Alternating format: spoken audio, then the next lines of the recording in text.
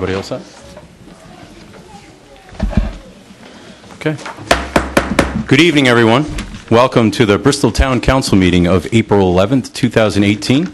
We have a special treat here tonight. Our Pledge of Allegiance will be led by Troop 908, Girl Scout Troop 908, and VFW Post 237 will join them. Come on up, girls. If you'd all rise for the Pledge of Allegiance. I'm going to go with this one right here, okay? Tell us when you ready? Okay. Here we go. I pledge allegiance to the flag of the United States of America and to the republic for which it stands, one nation, under God, indivisible, with liberty and justice for all. Nice job, girls.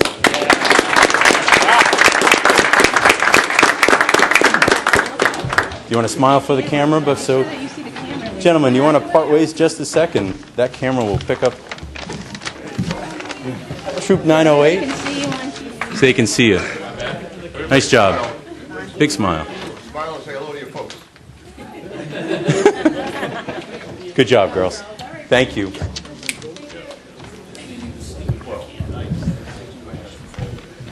VFW Post 237. These fine gentlemen here actually are going to come up to the microphone, if you would, gentlemen.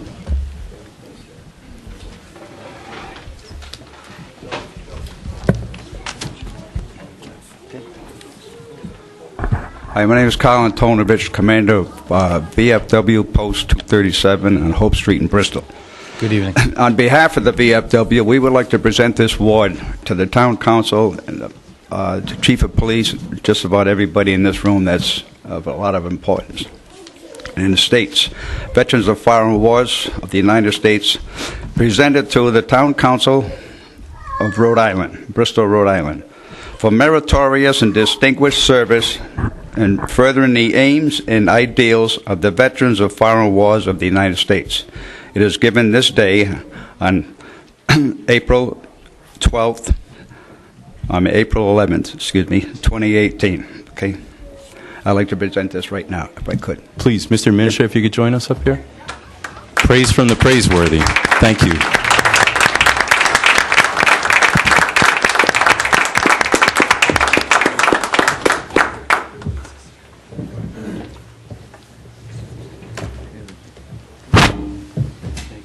Thank you. Very much on behalf of the VFW. Thank you for your support. Thank you. Thank you very much for your support. Yeah, thank you. Thank you. Thank you for your support. Absolutely. Sandy, thank you. Always. Hand that around so everybody can take care of that. Sure. You guys want to take a seat? This is very nice.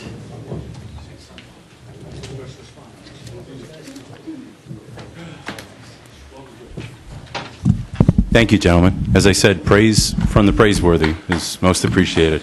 Round of applause for them, please.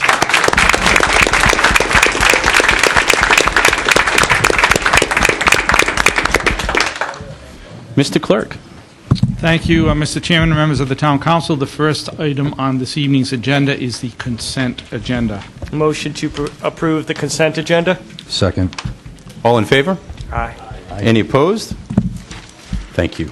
The second item are the submission of minutes of previous meetings, items A1 through 7. Motion to approve? Second. There's a motion and a second. All in favor? Aye. Aye. Any opposed? Thank you.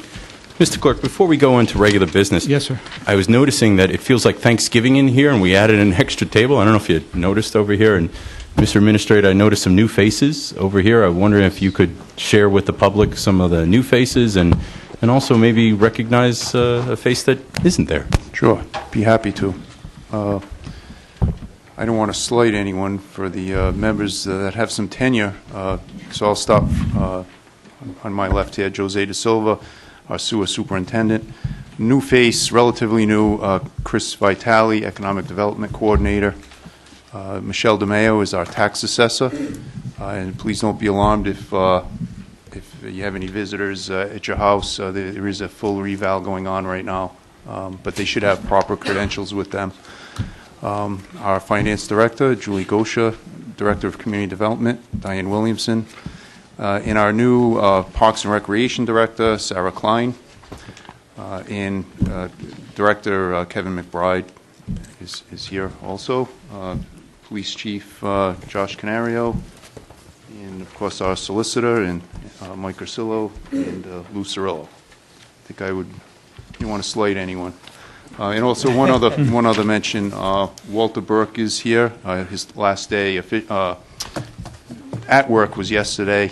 He has several other events that he needs to attend, but his last day in the building was yesterday. So thank you, Walter, for your service. Thank you, Walter.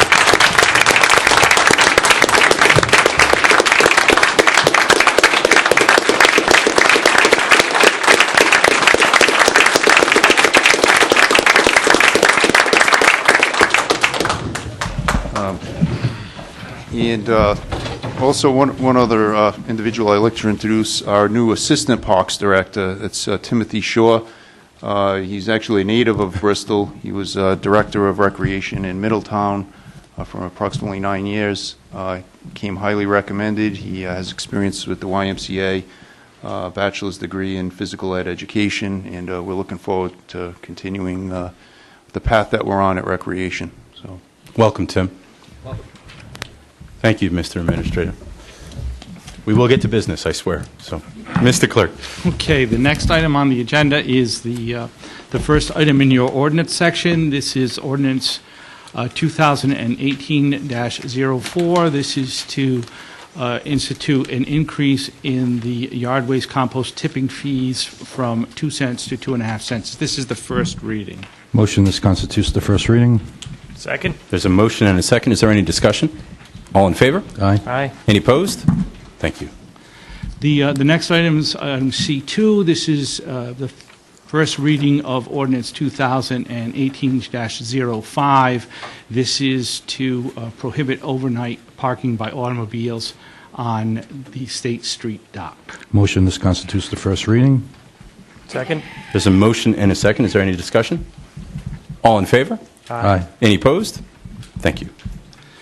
And finally, in the ordinance section, this is ordinance 2018-06, and this is an amendment to the motor vehicles and traffic section to define the size of a vehicle that can be parked on town streets overnight. Mr. Chairman, on this one, after speaking to the enforcement officer, we'd like to rework this, so could you table this one? And Certainly. we'll bring it back when... Motion to continue? Table. Oh, table. Yes, Motion please. to table. Thank you. Second. Yep. There's a motion and a second. All in favor? Aye. Aye. Any opposed? Thank you. Okay. The next item is item D1, and this is the request of Samuel Glynn for Toasted Bun Hospitality, LLC. Request council consideration for transfer of that alcoholic beverage license to a Christopher Cleela, also of the same company. This would be a new owner, and this is to call for a public hearing on May 2nd. Motion this constitutes for a public hearing on May 2nd. Second? There's a motion and a second. Any discussion? All in favor? Aye. Any opposed? Thank you. The next item is item E1, and this is the annual dog kennel license renewals for, should be 18-19. It says 17-18 in the agenda. Okay, and you have the recommendation of the town administrator and chief of police to approve renewal. Based on the recommendations, make a motion to approve as stated. Second. There's a motion and a second. Is there any discussion? All in favor? Aye. Any opposed? Thank you. The next item is the petition of Beth Russell for the Bristol Rotary Club, request council consideration for use of the Maritime Center and permission to serve and sell alcoholic beverages for fundraising event to be held on May 19th. You have recommendations provided by the town administrator, fire chief, director of public works, harbor master, and chief of police to approve with certain conditions. Based on all the recommendations, making a motion to approve the use of the Maritime Center and sell alcohol beverages on May 19th, 2018. I'll second for discussion, though. Yep. I'm in support of the event. I think it's great. but just, I want the town to be mindful of the setup outside the Maritime Center that they're requesting, that it doesn't kind of interfere with any traffic flow of town other assets along that harbor and marina. I just want them to be mindful and have oversight from the harbor master, as well as I know their application considered 2 tip-certified bartenders, but I want to make sure, contingent upon this motion, that the liability is covered by their own insurance, that be of the tip-certified bartenders of the agency that they're using, but it is clear in our ordinance that they carry the liability in the town building. So, is that okay, Mr. Vice Chairman? Okay. Is Beth Russell here? Would you like a 30-second commercial? Sure. I didn't see you, Beth. I apologize. Not a problem at all. Thank you for hearing our request. It's a fundraising event. We're actually going to do a cornhole tournament, double elimination. If anybody's interested, we are still looking for teams. And it will go to support many of our charities, which are local charities, whether it be the Women's Resource Center, the East Bay Food Pantry, just many of the local charities. And we are having tip-certified bartender. The drinking and everything will be just inside the building. The only thing outside of the building will actually be a practice cornhole board for people to practice before they come in. So. I just wanted to have concerns for, the other residents of the town that might be Sure. utilizing the harbor or the marina, that it doesn't, interfere too much with the traffic flow or the parking and whatnot. And as Absolutely. well as, I know you did the application to make sure that the insurance liability is also covered, and I wish you much success with the event. Thank you. Thank you. Thank you. Thank you. So we have a motion and a second to approve. All in favor? Aye. Any opposed? Thank you. Good luck. Councilman Perella suggested that we should have a team for this event Actually, versus spelling. We're that's- usually out in the first round. Mr. Clerk. It could be our turn of events, right? Yes, Mr. Chairman, members of the Town Council, item F2, this is the petition of Michael T. Burns for British Motor Car Festival, request for permission to serve and sell alcoholic beverages for a special event to be held at Independence Park on June 8th and the Town Hall Beach Sports Complex on June 9th. You have recommendations provided by the Town Administrator, Fire Chief, Director of Public Works, and Chief of Police to approve with certain conditions.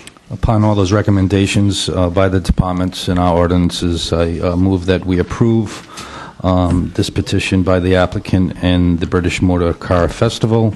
And thank you, Michael, and all your hardworking people for that event that you bring in for the town of Bristol. And I know it'll be a great success once again. So, Is there a second? I'll second the motion, and Mike, it's always a great event. Is this the 4th anniversary or 5th? Fourth. Number Mike, four. a 30-second commercial sounds like it's time. So, 4 years. Yeah. It's been a successful event. I want to thank the support we get from the town. I want to especially recognize Walter Burke, who has given us tremendous support over the last 3 years, and I know Sarah will do the same. But we really appreciate it. Without that kind of support and the support from DPW and Bristol's finest, we wouldn't be as successful as we have been. So I want to thank those people specifically. They did a great job. And I have some propaganda that I'll pass out if I can approach everybody. Propaganda. This gives you the chance to buy a $10 ticket. you see what's happening here, everybody? Propaganda, are you huh? soliciting? Soliciting $10 tickets.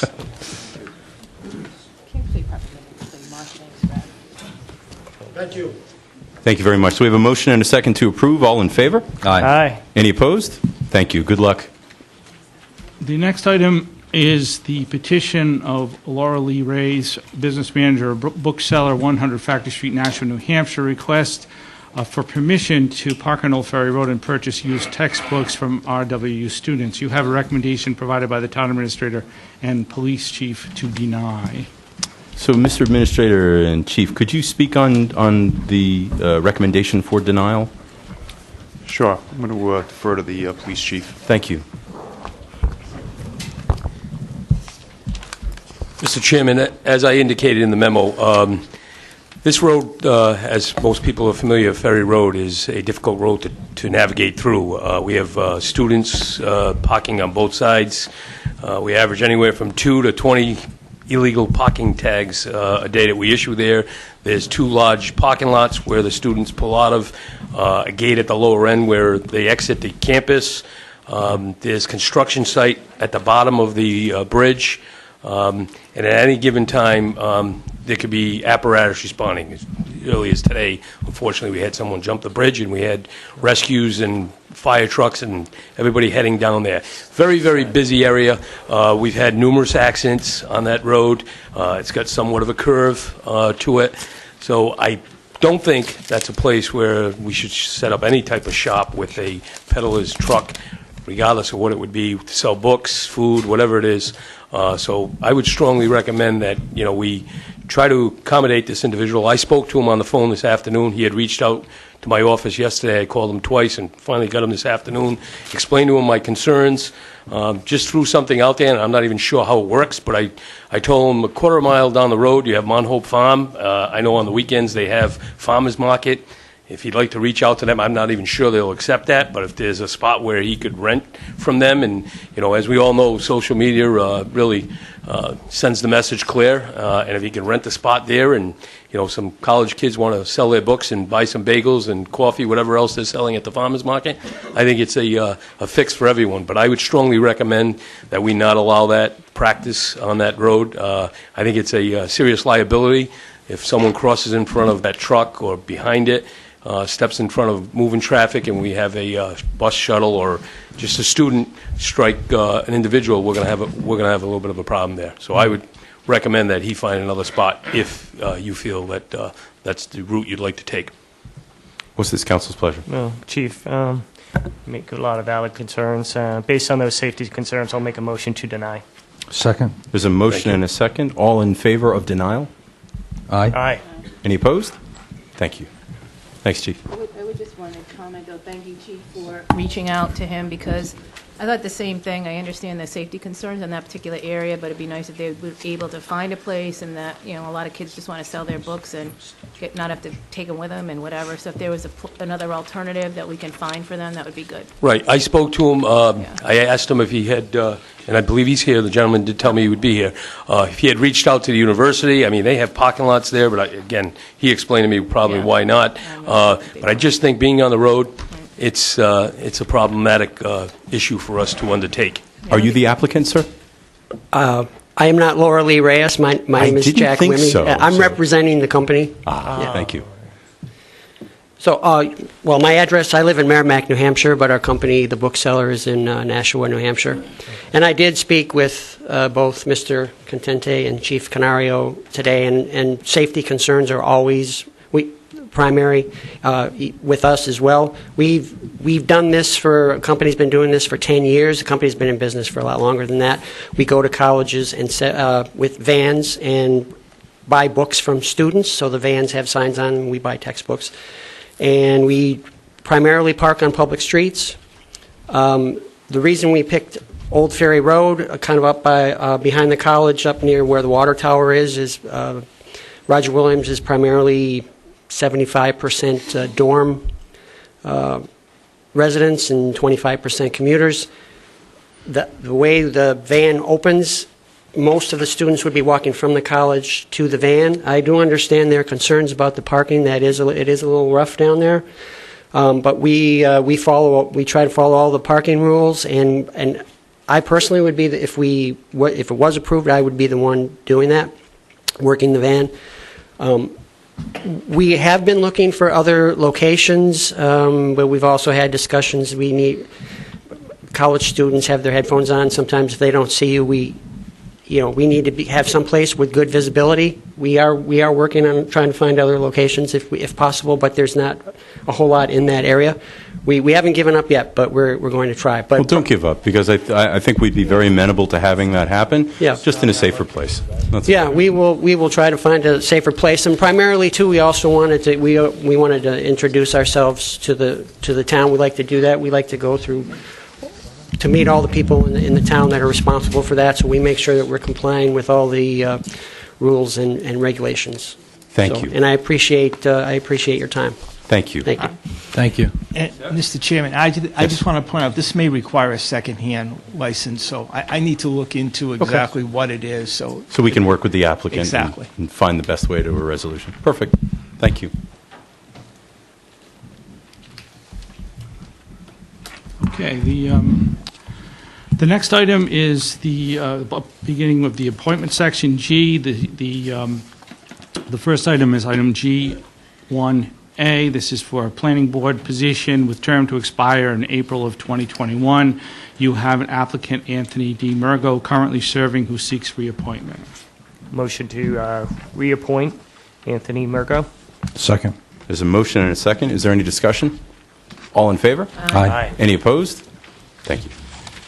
Second, you have the item G1B, the Police Pension Board, Fund Board of Trustees. This is with term also to expire in April of 2021. You have Raymond C. Falcoa, 55 Brooks Farm Drive, who seeks reappointment, currently serving. Motion to reappoint Ray Falcoa. Second. There's a motion and a second. Is there any discussion? All in favor? Aye. Any opposed? Thank you. Next item is Board of Canvassers with term to expire in March of 2024. You have a correspondence from Anthony Rago, who is the chairman of the Democrat Town Committee. He's recommending the reappointment of Francis C. O'Donnell. Ms. O'Donnell currently serves. Motion to reappoint Francis O'Donnell. Second. There's a motion and a second. All in favor? Aye. Any opposed? Thank you.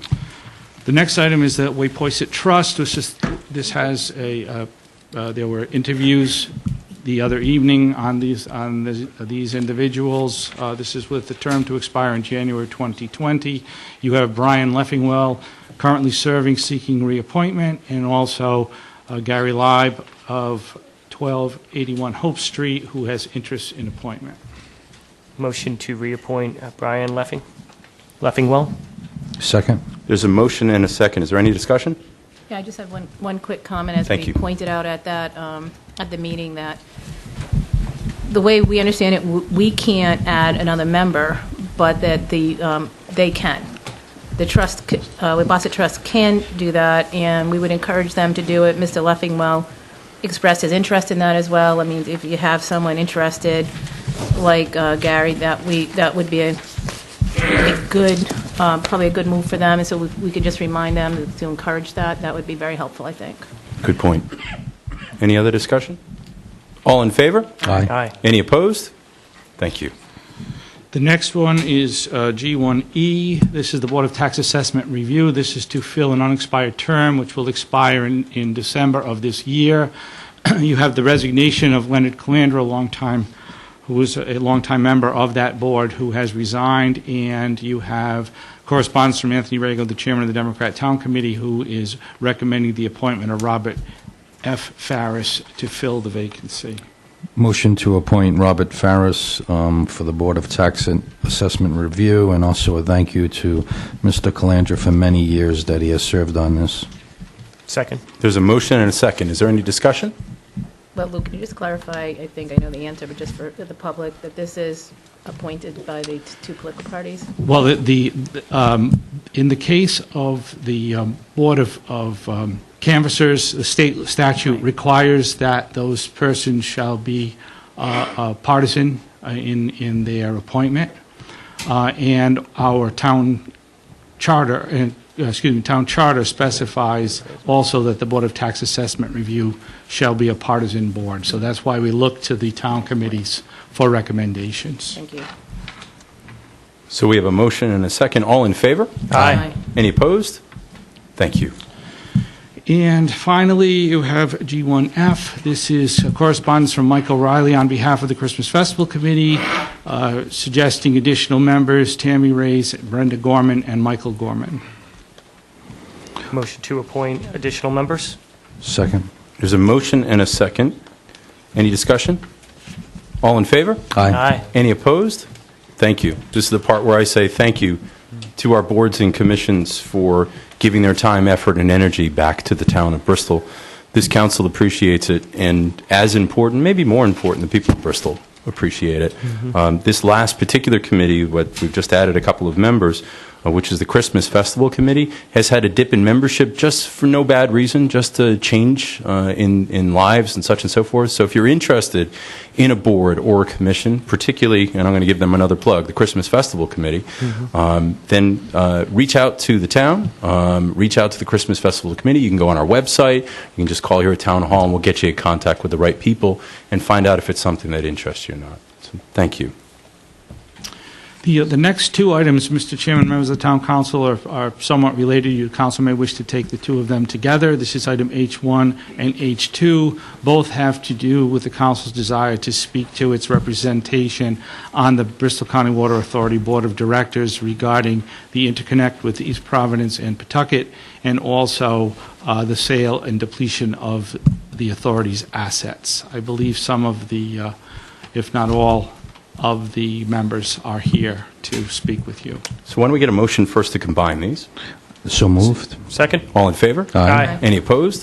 Thank you.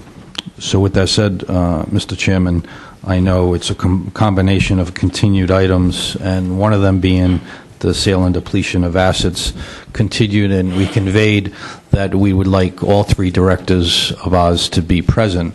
I see two of them are here present this evening. I know there was communication, but because of the other topic that was already combined on the agenda, I would like my colleagues to entertain that, since they have attended this evening. I don't want to be discourteous to your time, because I know it's very valuable to get all three together, and I think it was possible, but just on an emergency, I know Mr. Sylvia couldn't be here. So even though the original continuance was to have all three, I would like to know what my colleagues think to entertain that. Our two, Mr. Mariscal and Ms. McDonald, are here this evening. If we would like to ask questions pertaining to those, I certainly would like an update. Just do it. Okay. Absolutely. Let's do it. So, could you both, do you mind coming up? Thank you.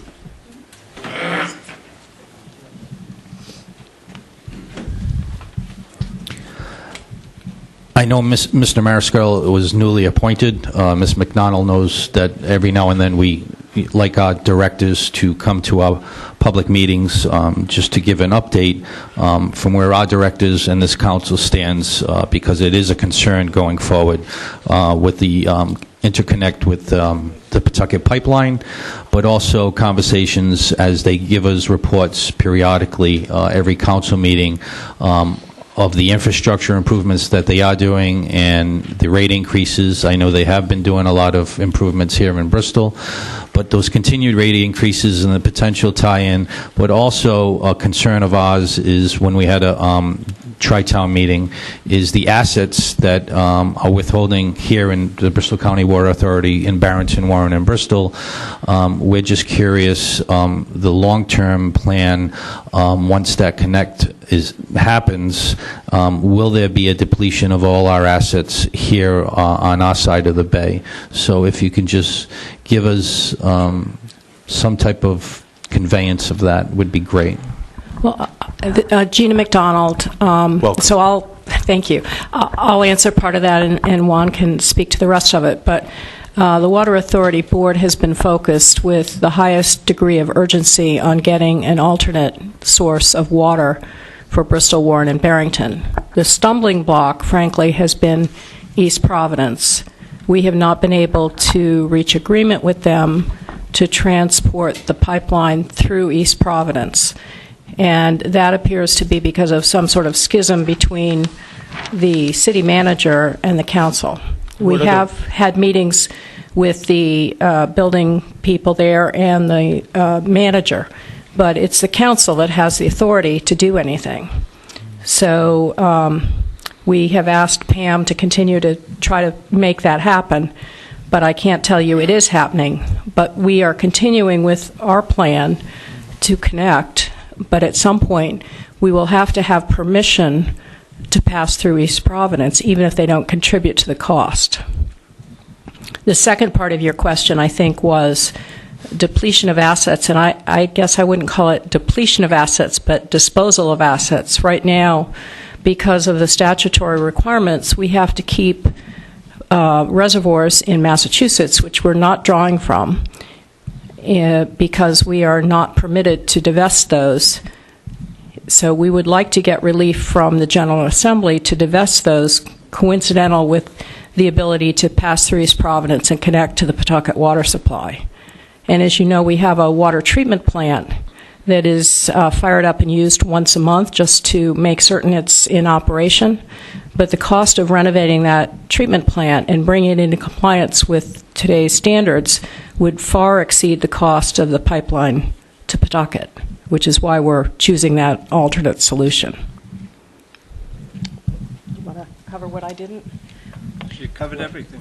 I just, so to continue from our meetings, it has been a long process, as you're well aware, with East Providence and our contingency of the quick sessions, January to June.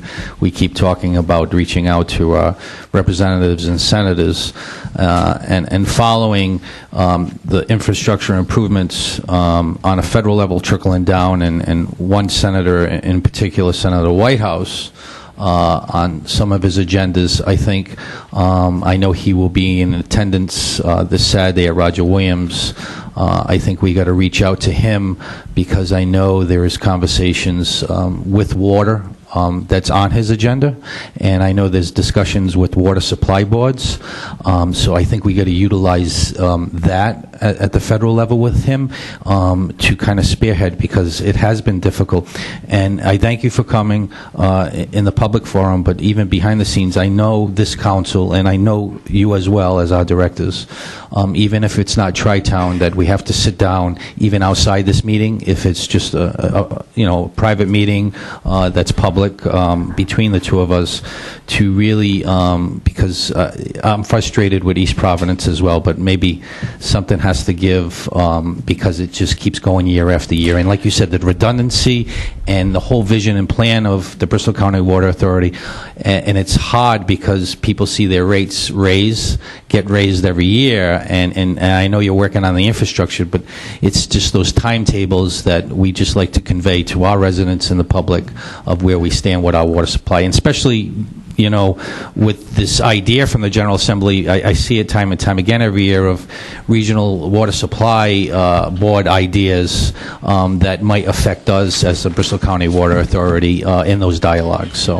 well, one thing that I think might end up being necessary is for the state to somehow step into this. If East Providence does not permit us to go through a reasonable route, then we might have to ask the state to cause that to happen legally, because the Bristol County Water Authority does not have that power. So that might be something that you talk to the senator about, number one. And number two, the personnel at the state level overseeing water have been depleted dramatically. I'm told there are only 2 people there left to cover the entire state's water supply. Thank you. I think that if I may, it is discouraging, because I think this discussion preceded your involvement, Gina. It goes back at least 4, if not 6 years, that we started with this plan, and sort of agreed that this was the Pawtucket plan was a good plan in order to give up our own, because we'd never be able to get the water quality that we would need. I agree that we shouldn't divest those assets until we have the Pawtucket route, but I was thinking the same thing as you were speaking. How many years? That problem between the administration and the council or the manager in East Providence continues. I agree. We can't resolve it, right. And I'm not certain East Providence can resolve it. Right. We are continuing to spend the money and get the plans drawn, but at some point when we're ready to put shovels in the ground, we're going to need the legal authority to go through East Providence, and I'm not at all confident we're going to get it from the city council there. Has there been a route that is primarily, I know it's not possible to do the whole route, but is it primarily state roads, or is that not really a way to do it that way? Well, I'm told, and I'm remembering this from memory, so I can't give you the exact information, but there were 2 routes. The more expedient route, which is the route we would like to follow, was not the route that the mayor of East Providence wanted us to follow. Yes. Now, they're not contributing a dime so far to the cost of this. Is that the major roadblock, just the plan? No, the plan is continuing. We are spending money, and we are getting that plan drawn to the point where we can spend the money for construction. But before we get absolute final plans and borings so that we know exactly what the cost is, we're going to have to decide on route number 1 or route number 2. And you know what the situation in East Providence is. I think we're going to have to go to the state for relief. Now, whether we do that administratively or through our representatives, I don't know. But personally, I have no confidence that we're going to get it any other way. Do you know? And I'm not speaking for the board on that. That was my opinion. Do you know what the concern is? It wouldn't. I don't know that there is a concern. I think they just don't get along. I think they're just in total disarray. Because this could benefit them. We're drawing up a plan to have a pipeline big enough to serve East Providence as an alternate supply, not just Bristol, Warren, and Barrington. I think that, given that it's already April, I don't know how best to attack this, if it would be something that Water Resources or DEM or some state agency could handle and make that happen, or if it needs to go to the legislature. But I would think that you all may need to speak with our legislative delegation to, if there is something that if it has to go that route, that they can maybe get something passed this year, at least get it talked about, because how much longer can we wait for this project? The costs, I imagine, just keep going up. I think what would be a great idea is for this council tonight to pass a resolution urging the Bristol County Water Authority to get the state to step in to determine what the right route is through East Providence and make it happen. We need to do something. As we said, it's just ongoing, and the sessions are limited.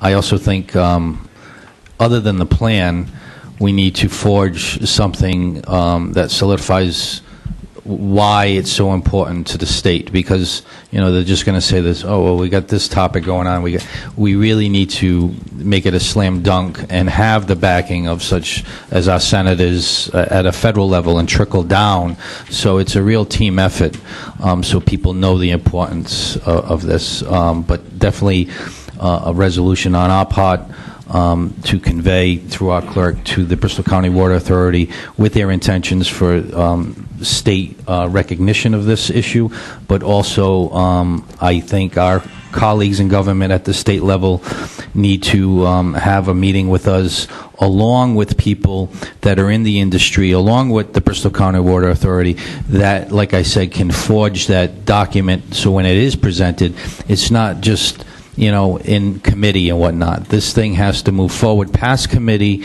and it has to be well communicated with the rest of the colleagues in the General Assembly and the Senate, so they know the importance of this from here on in our area. So. Did you make that as a motion? And that is a motion. I'll second that. If we have a motion and a second, just a quick discussion. If someone wanted to come in front of the Bristol Town Council and ask for something like this, they would come to Town Hall and they would fill out an application, depending on what it is. It would come in front of us. Has those steps been taken to go directly to the council and say, we are asking for action on this, whether it's dollars or it's your approval and what your concerns are? Has that been done? Because it seems like I'm not opposed to going to the state, but I'm wondering, has the governing body been reached out to? And obviously the mayor, if I have that correct, has been.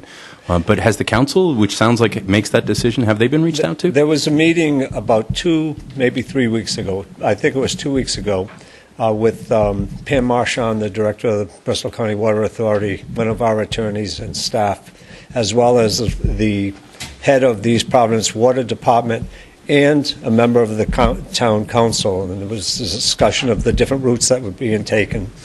The superintendent of the water supply department in East Providence was very supportive, talked about the benefits to East Providence. The councilman was concerned about the routes. We showed him 2 different alternatives. He asked for a couple of more alternatives to be looked at, which they have been. They didn't have the routes marked out for them, but they're going to be getting back to them. So I think there's some promise there. There's a little inroad being made anyway. And also, Mr. Chairman, from this council's perspective, I think it has been discussed in the past of the bold initiative for the Southern Resolution is we here in Bristol, I know we forged tri-town meetings with Warren and Barrington, but I believe that we stand, together to make this happen and make some movement on this. And that's why I believe the resolution should happen tonight, especially with all the continuances of this topic going forward. I think that's a good question, Nathan, because, even when we had some of the tri-town meetings, when this issue come up, I don't know if it was ever clear if you've gone before, like the public body at a public town council meeting in East Providence. Have you done that? To the best of my knowledge, that has not happened. Because that might be the solution. I mean, I don't know that'd be that easy, but... It sounds like the next appropriate step. I have asked for that to happen, and I've been told that politically that might not be the right solution, but it seems to me that would bring things to a head. Perhaps one of the town council members could accompany, like our chairman, or Warren chairman, or Barrington chairman, or all of them, at least be in the audience to do it. I mean, I think it's a little bit easier. Look, I would love them to pay for part of this, and I would love the state to pay for part of that. If that's not going to happen, we still need to do something. Right. And so, it makes it on their end, whether it's the state intervening or whether it's the council, just to give the permission is a lot easier than giving millions. And so I don't know. Just on a side note, I think she brought it up in the beginning, is they have other things going on outside politically that, it makes it difficult for them to get their house in order to address big issues like this that go through East Providence. But to that point, just like here, what we do, and as you said, Mr. Chairman, of the process, that there has been multiple conversations with previous mayors, council members, superintendents of East Providence water supply, and the right thing to do is actually put it on a council agenda and address the situation. So, those stumbling blocks, obviously, we need just to take a further action to maybe push it along, and they'll get the hint. Maybe your resolution tonight should ask for the Water Authority to see that it's placed on the council agenda in East Providence. Yeah, there you go. I could also make that as an amendment, Mr. Clerk. I like that suggestion. So do I. Yeah. And my colleague, Councilman Perella, was kind enough to give my time away. I'm joking, because I'm joking. I'm happy to do that on behalf of all of us. I'm joking. I'm serious. Happy to go if you need representation showing our commitment. Then I'm happy to do that. So. Are you joking? That part I'm serious on. Well, any of us on our way home could stop. I'll just have fun. Don't go away.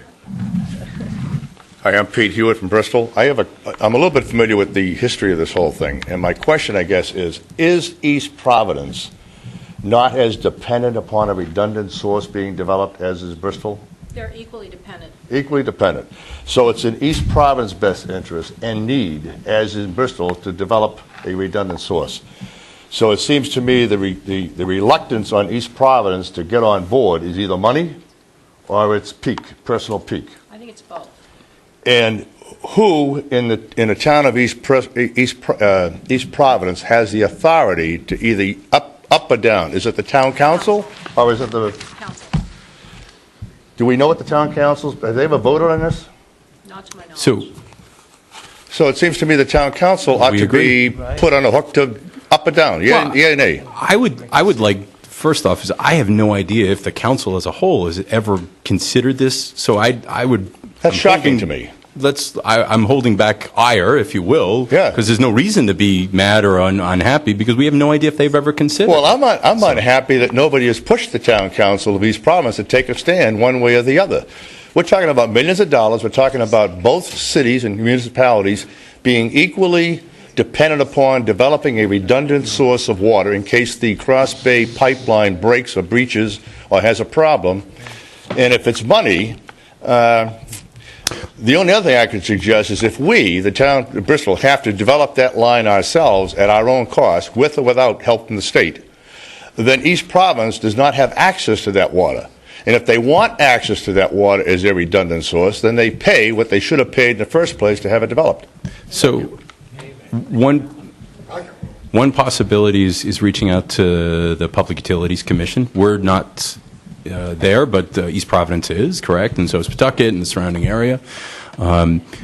Just for clarity for everyone listening, redundant water source is what it sounds like, but right now we have one pipe coming from Providence. If we have a problem with that one pipe, and it's not the newest pipe in the world, certainly not the oldest, but it's certainly not the newest, if we have a problem with it, the water station, what do you want to call it, the processing station in Warren is antiquated, and that's a nice way to put it. So that's why this is so important, is if we have a problem with one. The other thing is that you can't turn off one and go inside and fix it while you need it. So there's no way to maintain, there's no way to verify that there's an issue. And I'm sharing information that has been mentioned at a multitude of Tri-Town meetings and conversations with our directors.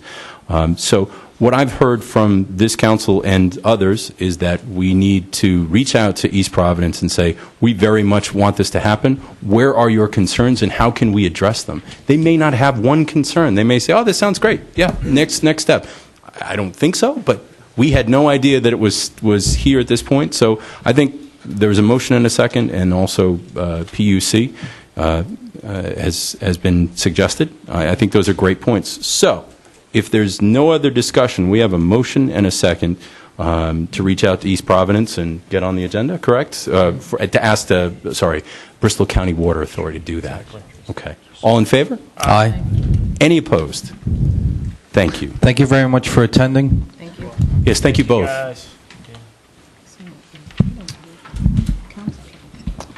Okay, Mr. Chairman and members of the Town Council, the next two items are requests for executive session, and both those matters will be taken up at the conclusion of the public agenda. The next item is the petition of Ward Sayre, 47 Seabreeze Lane, request council resolution support of in-person early voting, House Bill 7501 and Senate Bill 2419. The legislation is attached. He also provides a draft resolution. So I had reached out to the clerk in regards to this particular item, and Lou, you had a great suggestion, which was maybe look for a recommendation from our Board of Canvassers in regards to this. What's my colleague's thoughts? That's fine. I mean, it seems like early voting would be a good idea. I mean, people lead busy lives, but it doesn't hurt to get a recommendation, so I'm okay with that. Is that a motion? Yes. Second. There's a motion and a second. Thank you, Ed. That's really good. All in favor? Aye. Any opposed? Thank you. The next item is from the Treasurer regarding the establishment of a assigned fund for police motor vehicle detail reimbursements. Julie. So this request is relating to our revenues that we receive when we have a police vehicle out on the road with a construction project that's running while a police officer is doing a detail for that road hazard or construction area. So the town receives revenue for that, and in the historically what we've done is we'll take the revenue and we attribute it right to related expenditure. So motor vehicle expense account, gas and oil. So we're able to utilize those funds for directly related expenses, which has been great, and that's what those funds should be used for. With the introduction of our municipal transparency portal, we have, as you saw during the budget process, it's a different way of tracking accounts. And one of those items that came up, because communities are doing that reporting of those revenues and expenses very differently, they're trying to make that consistent. So in an effort to be more transparent, I'm recommending that we set up an assigned fund for those revenues, and what that would do is we'd be able to just run one fund. You'd see all the revenues that came in during the year, all the ways that we spent that money, and if anybody ever wanted to know, how much we're receiving, we can, of course, get that information now, but it takes a few more steps to get there, so this would allow for a little bit more transparency and clearer reporting. So, Julie, this would also allow us, when other communities are taking advantage of what we are, I say taking advantage, it's a lot of extra work, but the bonus is that we get to look and see if there's areas of improvement that we can make, or areas that maybe we're number one on those things, and it's great to know that we're achieving success. So it's a great way to compare, right? Yep. Okay. What's this council's pleasure? Motion to approve the assigned fund for the police motor vehicle detail reimbursements provided by the town treasurer. I'll second. There's a motion and a second. Is there any discussion? Chief? I think the treasurer said it very well. The system that's in place works very well. That the amount of funds that are brought in are used exactly for that, for vehicle maintenance, for the fuel. If a light is shorted out, we replace the bar light, whatever it may be. But she believes this is a better system, and when it comes to tracking the money, I have no questions that she knows best. So we'll try it. If there is a problem, I'm sure we could go right back to where we're at, but I don't see it being a problem. Excellent. And we have no control. There's years that we make a decent amount of money, other years that we're breaking even. You just don't know how much construction is going to be out there and if we have the cruisers available. And as you know, certain areas, I mandate that there be a police car out there on the main road for visibility. Okay? Thank you. Thank you. So there's a motion and a second to approve. All in favor? Aye. Any opposed? Thank you. Thank you. Item I-5, this is an agenda item marked discussion, possible vote regarding town policy as to role of Benjamin Church Senior Center in town government, town department with town employees, or independent nonprofit organization with town financial support via human services budget, including possible interim strategies to end a fiscal year. You have some information provided as late items. You have an interim operating agreement provided by the town solicitor. You have additional supporting information provided by the town solicitor and I guess an amended interim operating agreement as provided by Ralph Kinder, who's an attorney for the Benjamin Church Senior Center, and others. So we had a very productive workshop with Benjamin Church Senior Center on Thursday. We had a subsequent meeting Monday? Is that, or is it yesterday? Earlier this week. Yesterday. Everything seems to be going together. Yes, they are. And we had a lot of discussion about this. The charge from Thursday's meeting and why we had it yesterday was to talk about two potential options, employee versus not employee. Currently, or I should say April 1st on, it's a non-employee status. Am I correct with the April 1st date? Okay. Mike, Mr. Solicitor, if you could kind of, we had lots of attached legalese. I'm wondering if you could just kind of summarize all of this for us and for the public. Sure. As you mentioned, there are two possible ways to go with two different scenarios to go forward with regard to your relationship with the senior center.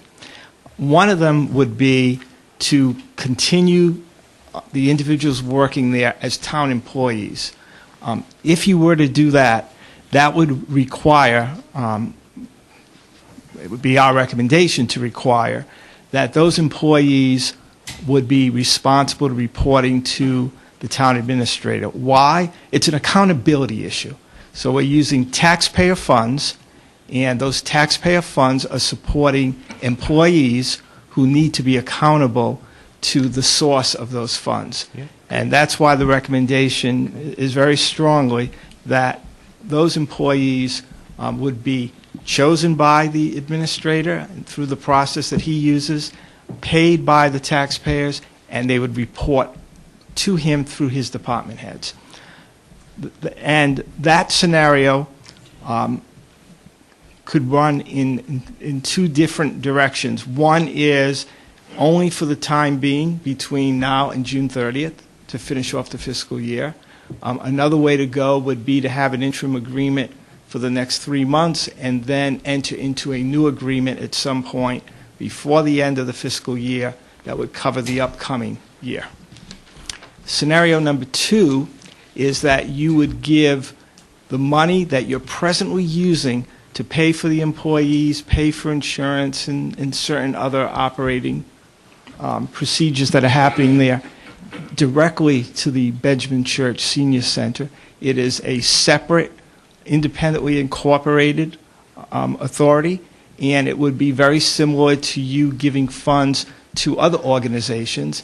Under that scenario, they would hire their own employees or do what they would like to do with the funds, and presumably would report back to you on an annual or semi-annual basis, telling you how those funds are being utilized. Under that scenario, the employees would report to the Benjamin Church Senior Center. They would not report to the town administrator. So they'd be accountable to the senior center principals, not responsible to the town officials. So those are basically what the two scenarios are that you have before you. Okay. So a couple of things just to get out of the way. Wonderful. We all agree on a couple of things. One is that the commitment level to our seniors, and I don't just talk about Benjamin Church, but, for example, my mom and dad are seniors, right? My aunt, who lives at Bristol Housing Authority, senior. Lots of friends and family, seniors. So the commitment is not questioned on any party, any side of this. The question comes down to what does this council believe is the next appropriate step from where we are right now. So thoughts from my colleagues? Well, I have a couple of questions, Mike. I think that obviously, I mean, for me personally, I would want it to be like a town department, and it's more of your first scenario where they would be employed. But in order to do that, wouldn't what role then does that senior citizens, Bristol Senior Citizens Incorporated nonprofit have then? Because it seems to me that if this is going to work, because it's not worked it's worked in the past as this hybrid organization where they are respectful and work with the town, but that's not worked of late. So I would think that if it becomes like a town, and it's never been, as Rita Ayers pointed out at a meeting we had on Thursday, historically they have worked with the board, and with the town paying under an agreement all of the fees, you know. So what happens with the Senior Citizens Incorporated? So that what would we be asking them? I mean, would they be? They'd be advisory. They'd be advisory, or do they become like a friends of, similar to the animal shelter, the library, could be that whatever, also, where they could raise additional funds? Could be both, but the way these agreements are set up, the town would be the ultimate decision maker. Right. But there'll be an opportunity, obviously, for input. There'd be an advisory committee set up, and the town would certainly work with that committee like any other committee that's out there. Now, would the advisory committee be set up under, what would have to change on their 501c3? Like, what has to change so that that's clear? I don't think their or on their bylaws?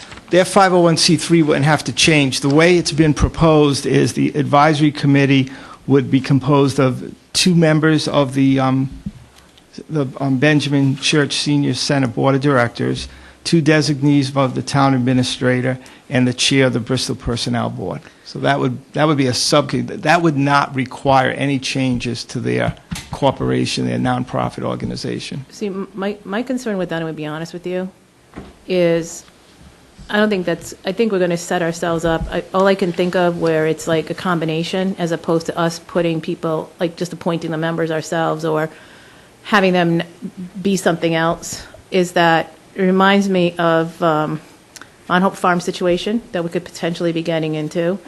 And also in the past, like way back in the past, the Friends of the Animal, the Volunteer Services for Animals, which I don't think you were the solicitor at the time.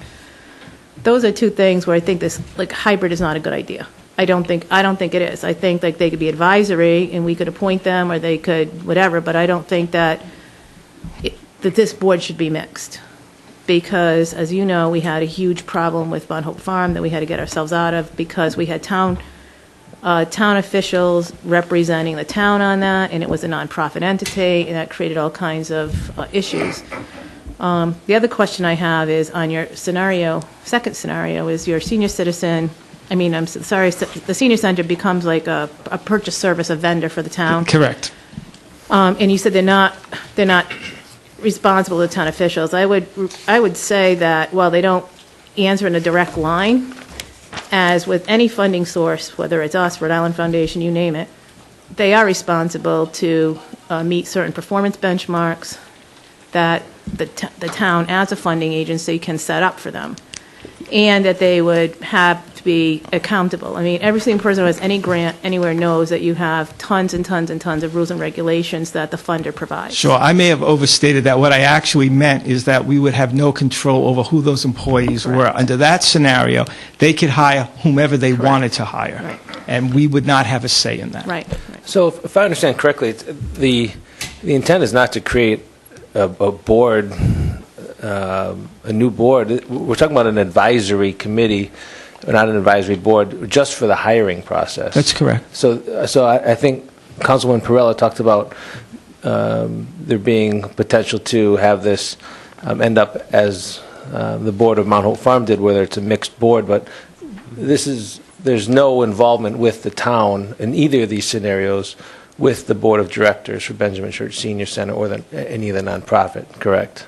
Right. Two appointees would come from the board, 2 appointees would come from the town administrator. For just the hiring process For the of the hiring director. process, That's exactly. all it is for. It's an advisory committee for the hiring process, which I think came to be because of, I think, very positive dialogue between the town and the senior center about that process and the designation of an individual that can work successfully with the town through the administrator and Parks and Rec and through the senior center themselves. So I think that's the intent of the advisory committee being put together. Of the 2 scenarios, I think what's important to understand too is that it's the first scenario that is the preference of the senior center as well, where the director and the other employees conducting programming and services at Benjamin Church are employees of the town. And really, the important part of the discussion was about the hiring process and the collaborative effort for that individual.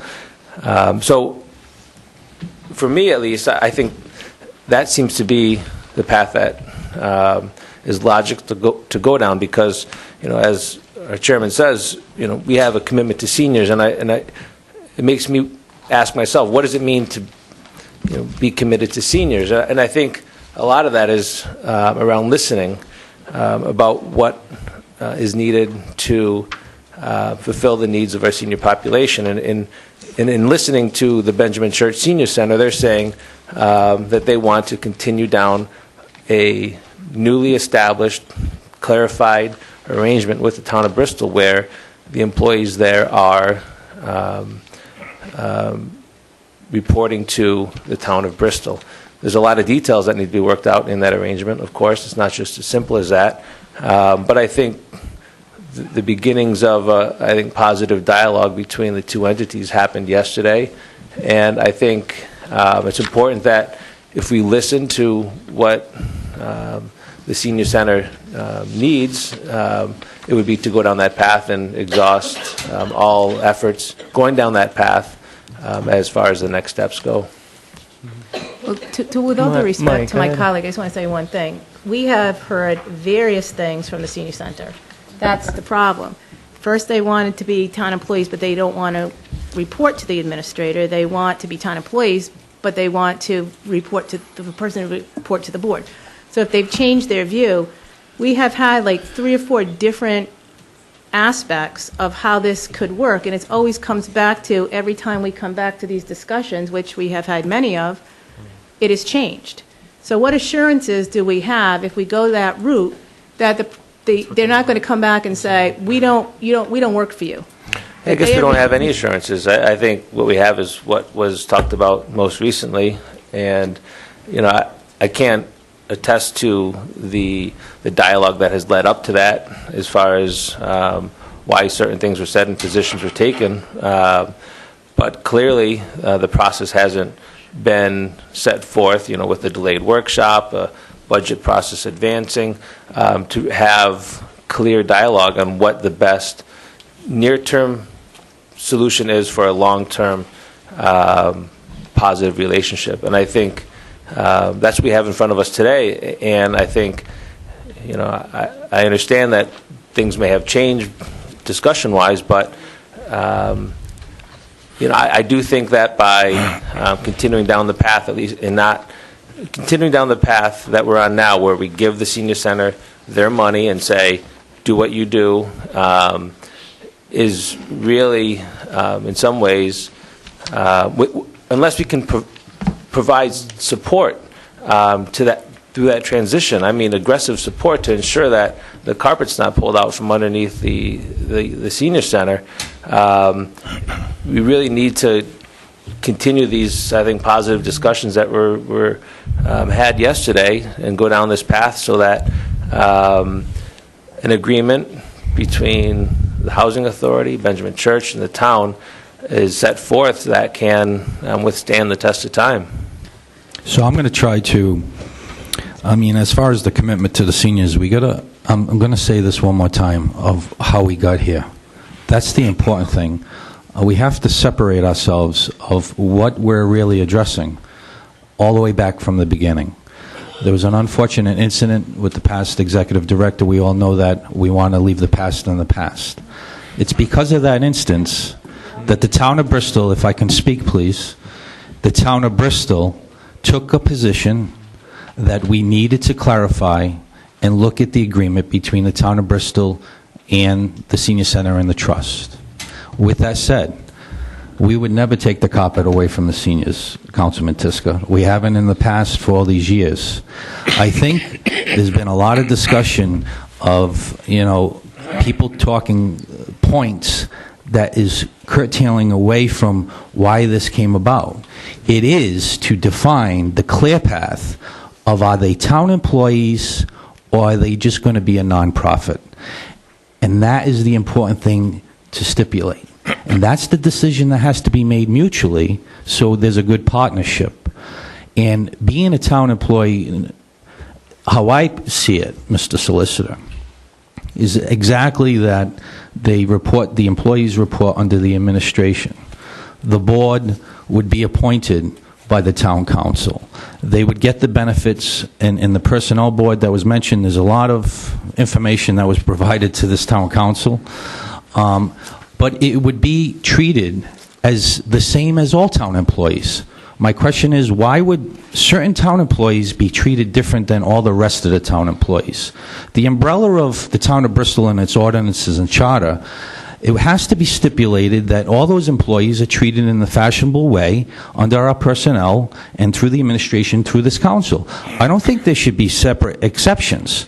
So how do you work through that? I think it has to be agreed upon from the senior center, because we want to see the seniors get everything they have and the people that work hard on their behalf to do what they've been doing, but make a decision.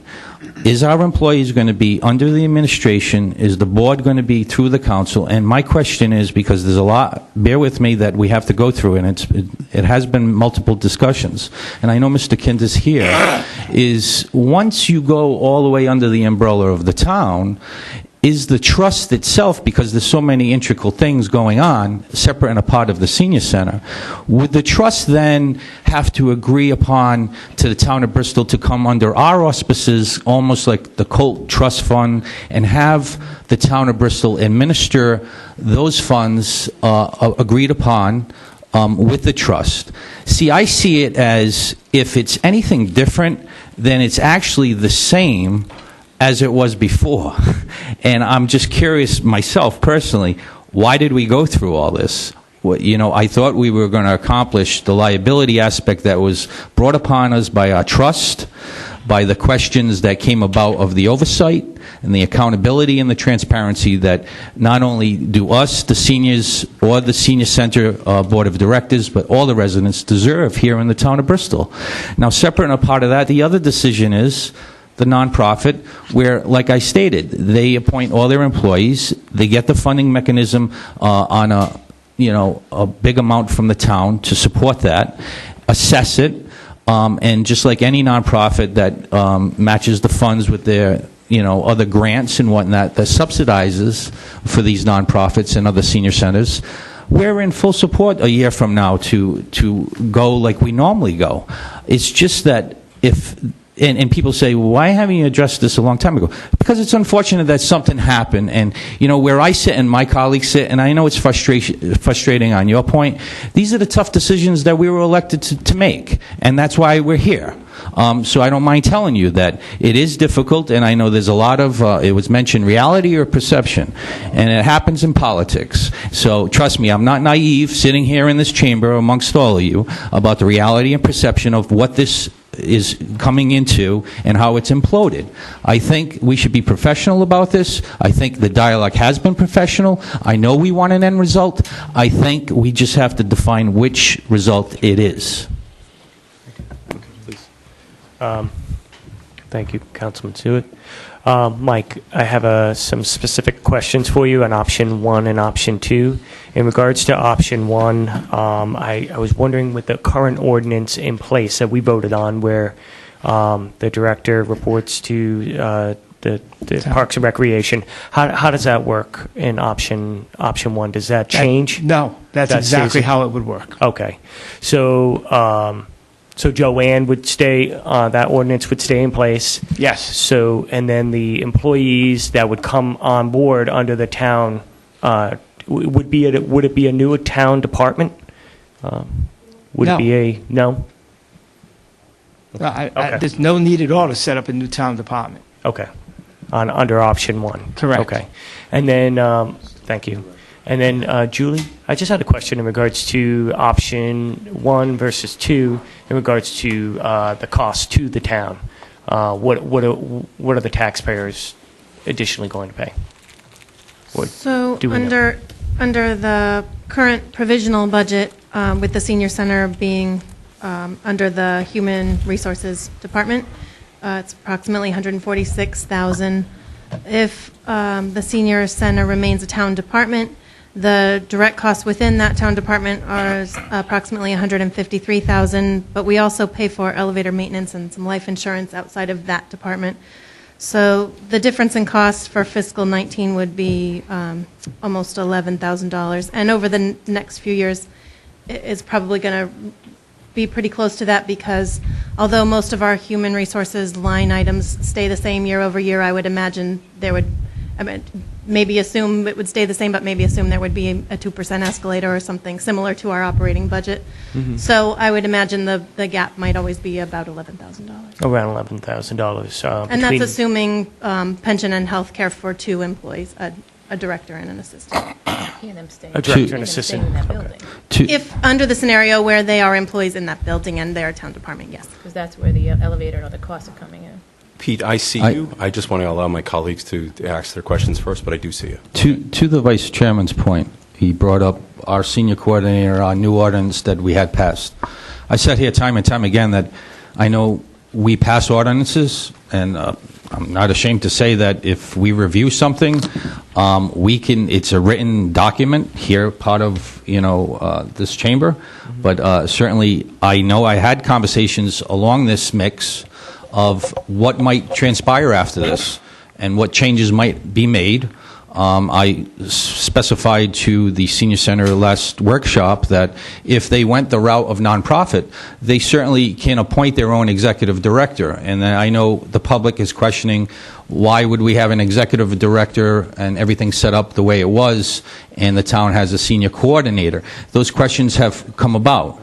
And I had conversations. I just wanted to have the conversation out in public now, so it's not here or there, that certainly things can be revisited, and that's what it's about, the dialogue. But I think the important factor is of how we got here is to make the decision of, are they going to be town employees, and if the senior center and the trust agree to the criteria of what's involved with that, to your point, so your concerns of what might transpire or what might be compared to another relationship.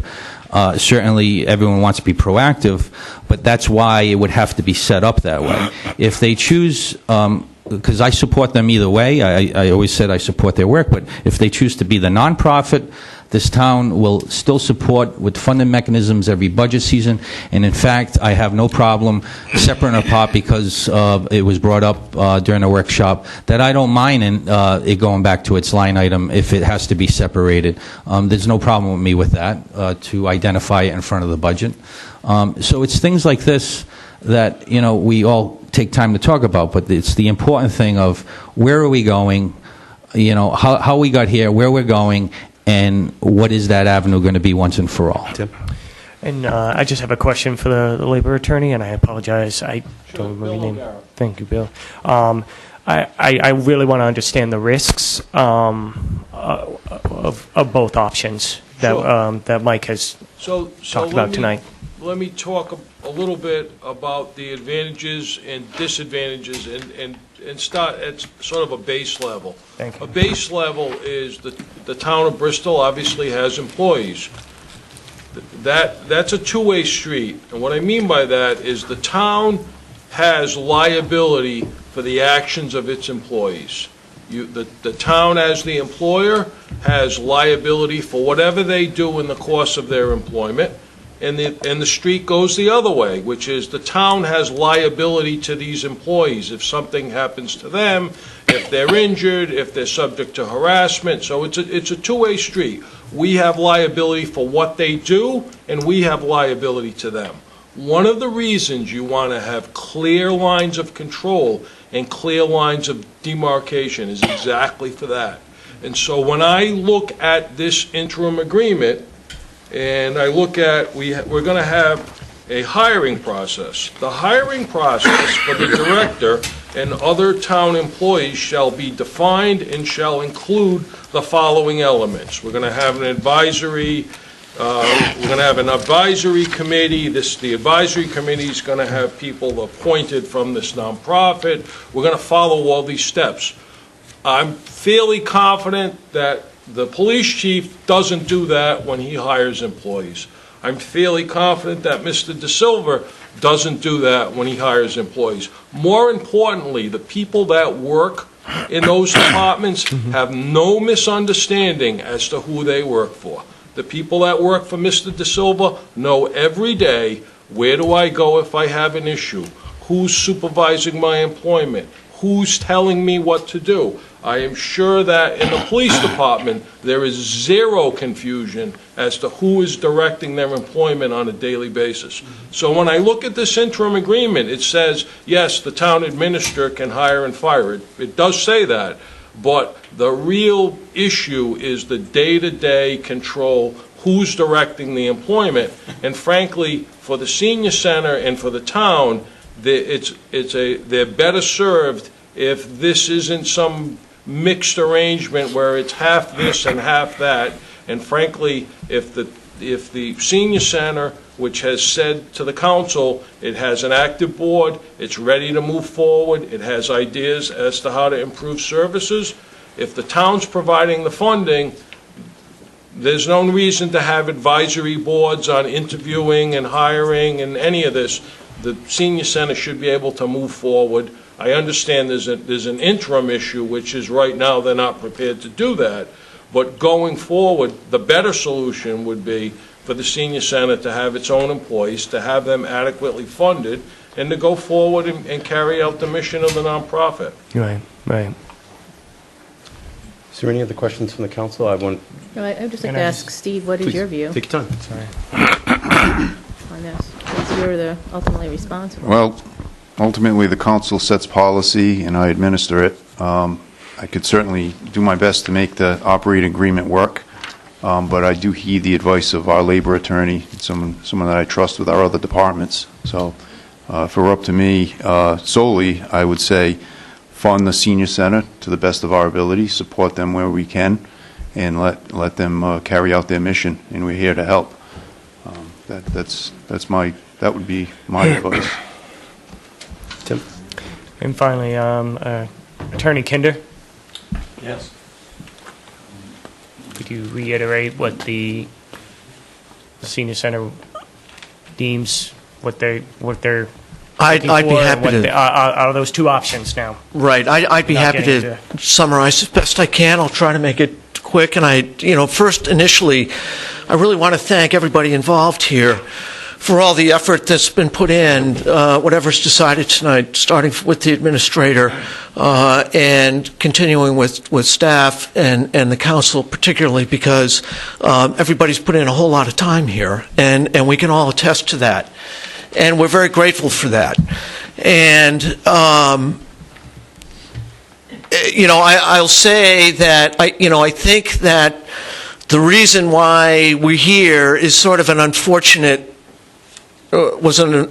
circumstance, but these are issues that needed to be addressed and needed to be dealt with, and they're getting dealt with. And what we're really doing is asking for.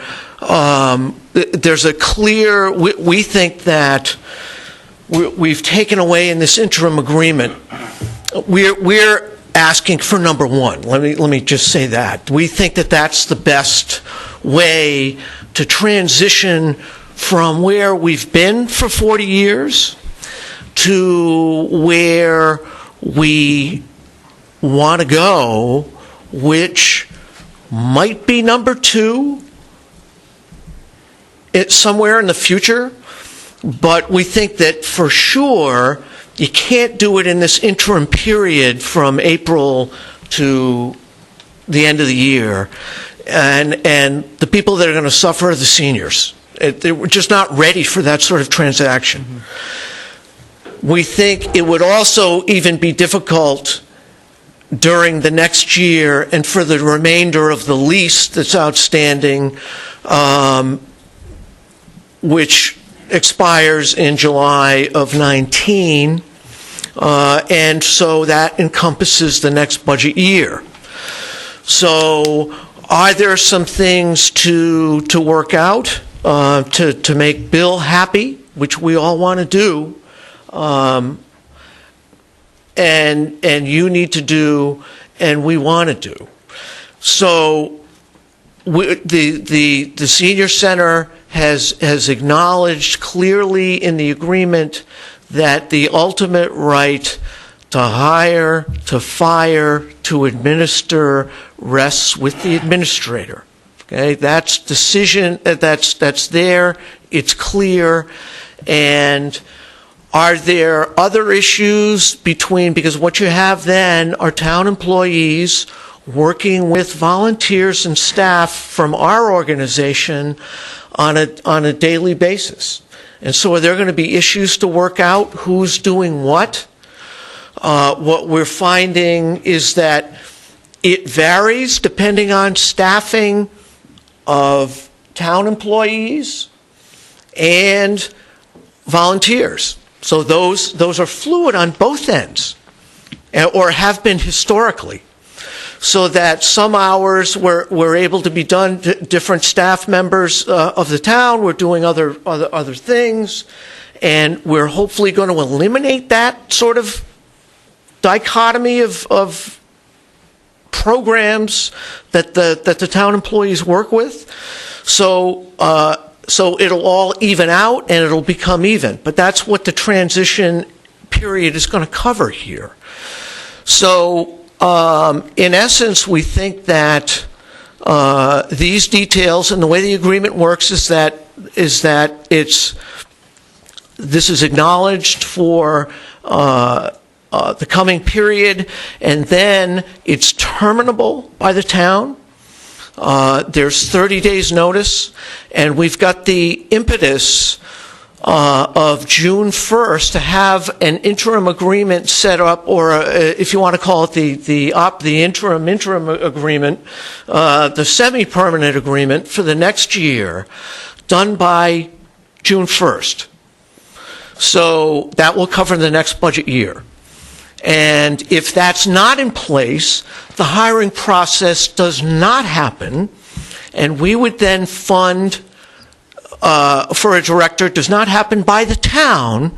It would happen by us, and you would fund us for the next year as you elect, as you've done, so that it could go to number two.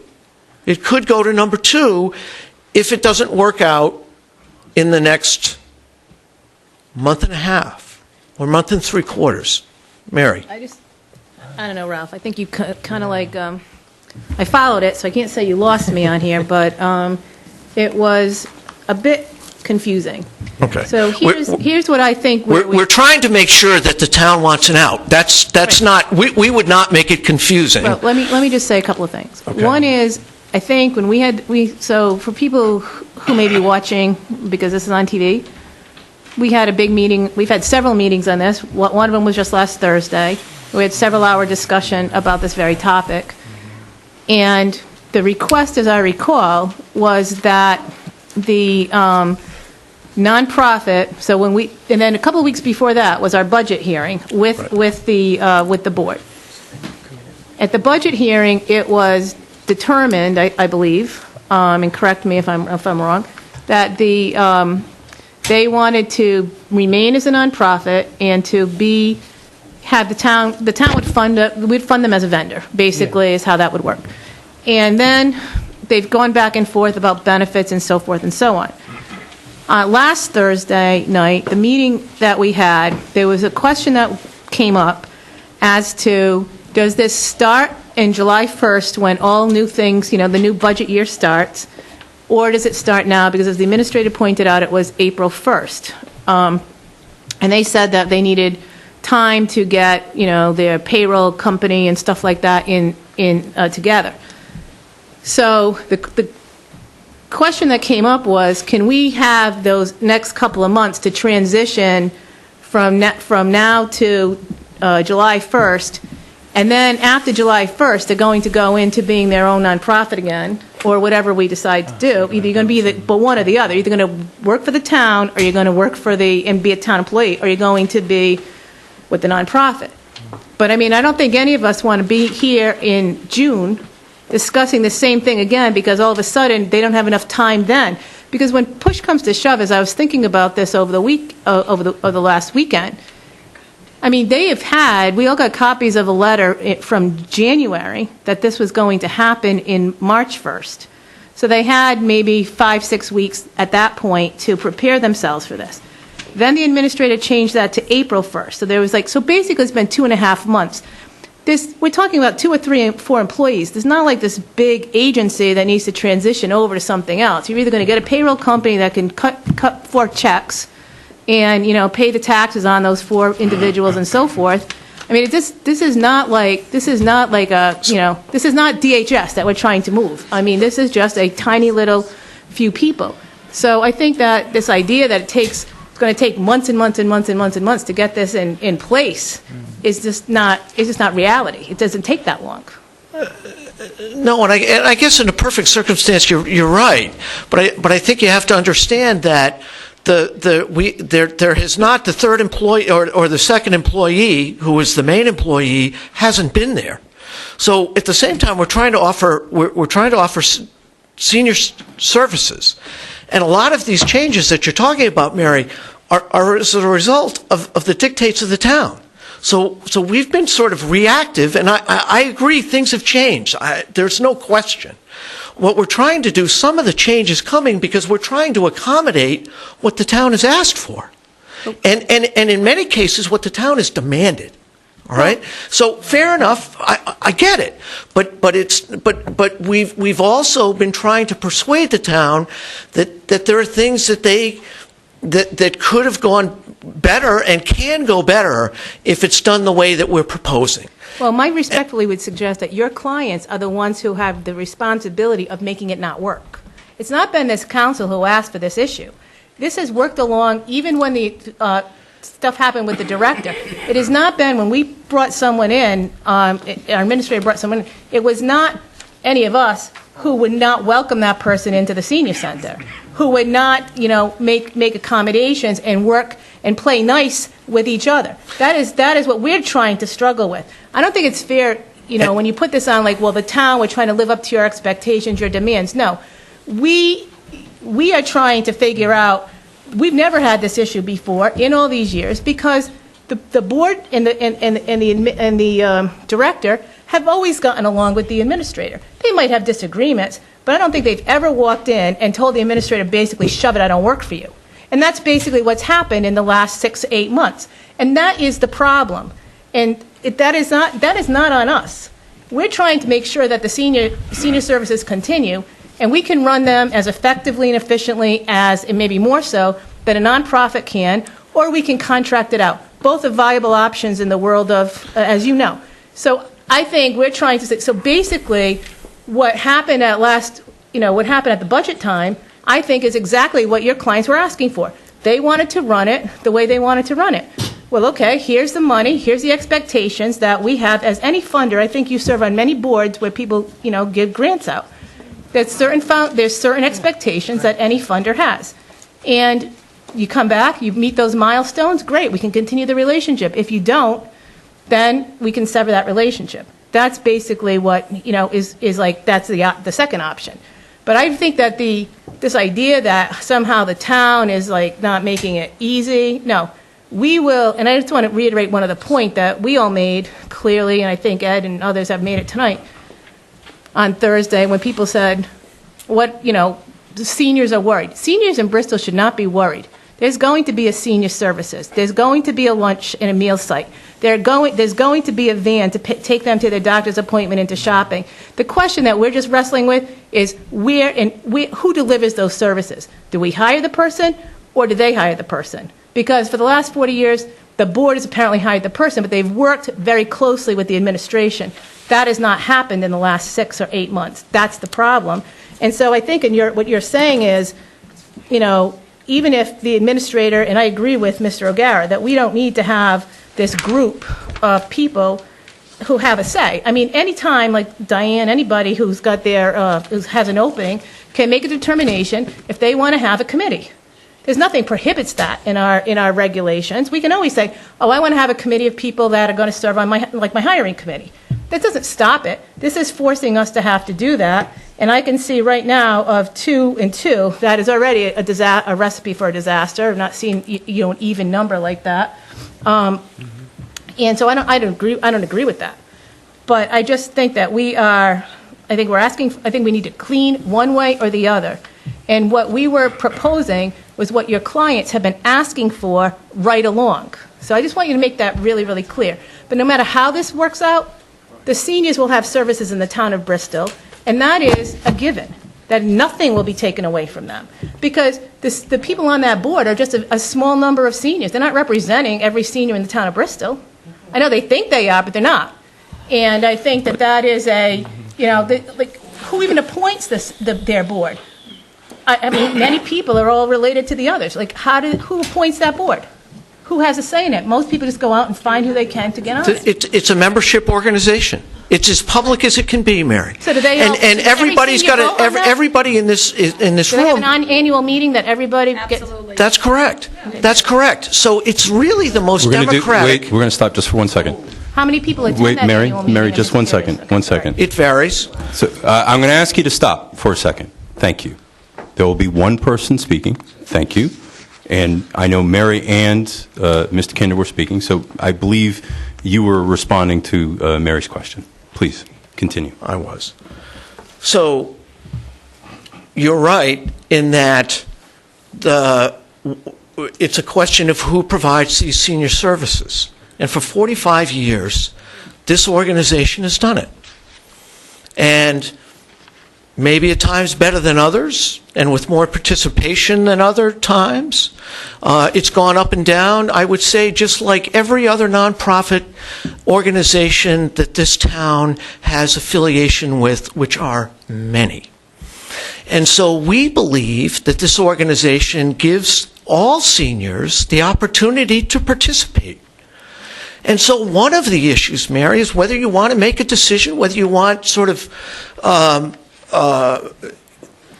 the seniors to run it, or you want professionals and bureaucrats to run it. And you have that choice.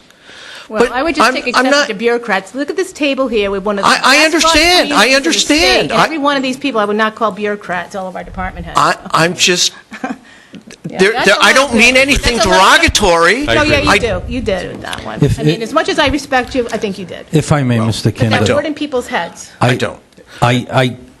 You said demand. We're demanding. I would use a different word. It's not a demand. It's just our procedures under our charter and ordinance, how the town of Bristol works with our employees and our personnel. Every employee that the administrator said comes, or Mr. O'Gara, and I know you would contest to this also, that this is the procedure. It's just a procedure. It's not a demand. We're not demanding. This is how it is. It's just like if I go for a job, yes, this is the job. Do you want it or not? Well, no, I want to change it. Well, no. This is the job. Do you want it or not? It's just like the choice. It's not our choice. It's a choice that has to be agreed upon mutually, obviously.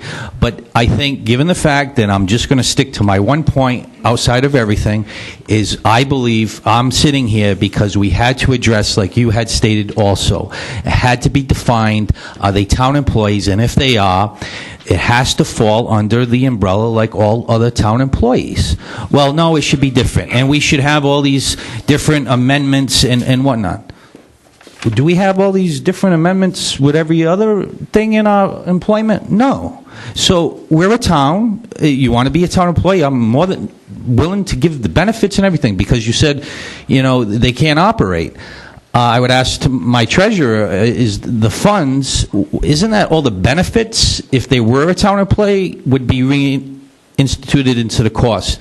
Right now, for those positions, we have always funded those positions. All that was taken out is the benefits and whatnot, because they would be considered and entitled to those benefits, which I would like to see them get those benefits. But the only way that I see that can happen is if they are town employees like all other town employees. So I just feel that how I look at it is, like you said, there's two options, but I think it's a choice that the senior center has to make.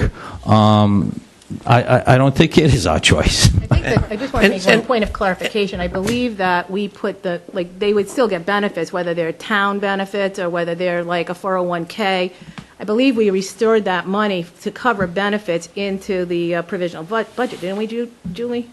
Medical. We did. We restored them partially. I believe the $24,000, pension is that was, correct? yep. Yeah. So, and that was for, we discussed the health insurance, but not the pension. But I mean, Right. that's back in, right. And I'm just going to reiterate that we've done that, Mr. Counselor. We have done that in this agreement.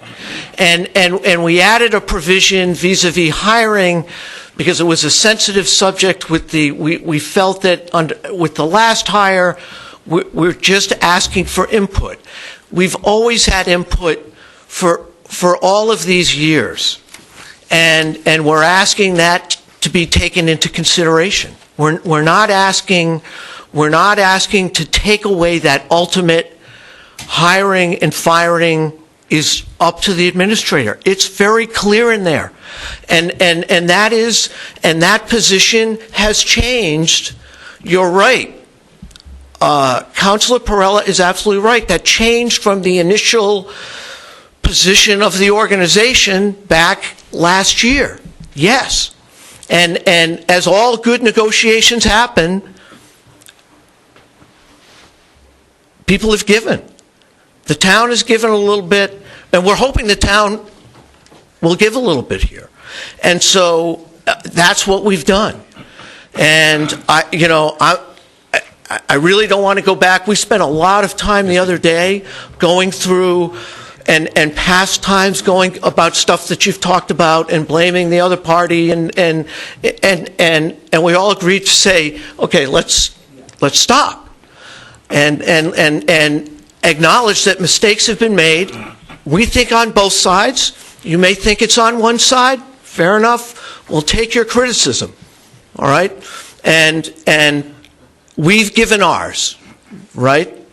And we've come up with this proposal, and you all have a vote, and we'd ask you to vote the way the seniors have asked. Is a vote necessary? I think the agenda item is to discuss and possibly vote regarding town policy, but it seems like there's so much dialogue and discussion still going on that there is really no need to take a vote tonight. To leave the current process in place. Leave the current process in place and then continue trying to work through some of these details. And work to the agreement, right? To really leave option 2 in place for now. I'll leave option 2 in place. Yeah. Really, right now, that's what's happening right now. So what's in place right now, for clarity, just so we're Well, talking about for option 1 and option 2, is currently, as of April 1st, it is a non-employee status. There's a check that was already written to Benjamin Church. I know it has not been cashed yet. That was clear from yesterday, but it was sent to the Benjamin Church Senior Center as the remaining balance going, whatever it was, this month through. There will be subsequent checks that'll get it through July 1st, which is our new fiscal year. So I'm going to say that again a little bit clearer. It's non-employees right now. So that's whatever option that is on here. That's where we are at this moment. Non-employees moving forward, non-employees. So that is what's in place right now. There's no question about that. But even to that point, Mr. Chairman, it was just stated that even with the line items of supporting the senior center, just as in the past during budget season, even though they're on the status of non-employees, we did affirm additional dollars that they can use. Oh, yeah, absolutely. It's supposed to be for, benefits, but obviously the board can do what they want with it. I guess my question from Thursday was that still seems relevant tonight is we hear the transition. Seniors are going to be affected and things are in mayhem. I think everyone does a good job.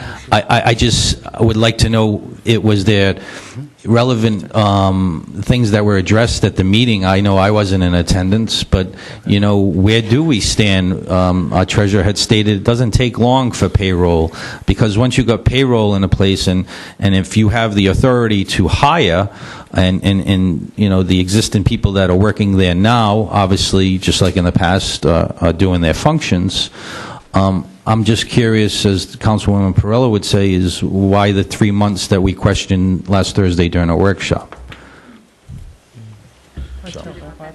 So I think maybe it's appropriate to make a motion to continue as we are now and continue to work on this operating agreement so you guys can we can figure out what is best for the seniors, because you guys are doing a fantastic job, and we want to make sure that continues. But it doesn't sound from tonight that it doesn't sound like from tonight that option 1 or option 2 is really, you guys really know, from my understanding tonight, what you guys want. It's still kind of up in the air. No. So why make a decision to go one way? Let's continue, work this out, and make sure it's the best possible agreement we can get. Okay, so I'm not sure. Option 1. Can I speak? Just let me see if I can clarify something. If you don't mind, I'm 75 years old. Excuse me, You've been standing for a while. And I've been standing a long time. Just for what just happened, I believe there was a motion that was made, right? So, with that said, before it could go any further, I'm just going to second because I want the discussion, and then whatever happens after that, as long as we could keep the meeting according with how motions go, and I'm sure you know how those motions go. Thank you, Councilman. Absolutely perfect. Thank you. Did he second? What? That was his second. Okay. Yes. And now we're open for discussion. Yes. As I started to say, I'm 75 years old. I always felt I was a 75-year-old young man until somebody told me I'm 3/4 of a century, at which point I wilted right there in front of them. So let me say, I'm a senior citizen, and I certainly have every interest in ensuring that we, the town, do all that we reasonably can afford to do for the senior citizens who wish to take advantage of the Senior Service Center. Having said that, it seems to me, I listened Thursday night to the woman Rita, who had been the president of the board for 38 years, and as I understood her letter and her testimony, she indicated that for those 38 years, there was a trust, and the trust provided some of the funding for the operations, maintenance, management of the senior center, as supplemented or augmented occasionally by town funds to go to the center to be distributed and handled and spent as the board saw fit. So you have a trust which provides funding. You have a board of trustees that govern the trust funds. You have a board of directors, however they're appointed, I don't know, but the board of directors at that time did the hiring, the firing, and managed the Senior Service Center, provided all of the services provided. the town supplemented through a budget, with the president of the board would occasionally come to the town and seek an augmentation of those trust funds for whatever purposes the board saw fit, I presume. It seems to me that you guys, as elected officials, there are more residents in Bristol than senior citizens. So your job is to do what you believe to be in the best interest of the town, and what in the best interest is serving the seniors who want to take advantage of what the Senior Service Center has to offer. It seems to me by deviating away from the nonprofit organization, the 501(c), whatever they are, being an autonomous operation with some supplemental funds coming in from the town, which the town can then insist upon some accountability for how those funds are spent.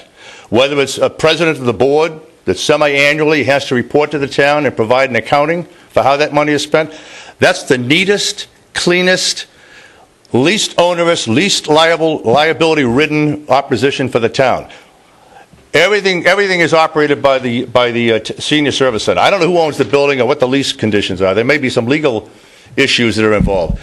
But to make the employees or the staffers of the Senior Center employees of the town with all of the concerns in terms of the organizational, the hierarchy, the who reports to whom, who has liability for whom, it seems to me that you're making a simple, clean, neat organizational framework, a hybrid, which only poses significant problems and headaches for the town administrator and the town council and the town of Bristol in terms of the liabilities the town now presumes by having those people serve as employees. So, Pete, so I would advocate... So for clarity, yeah, that is the current status that we are in.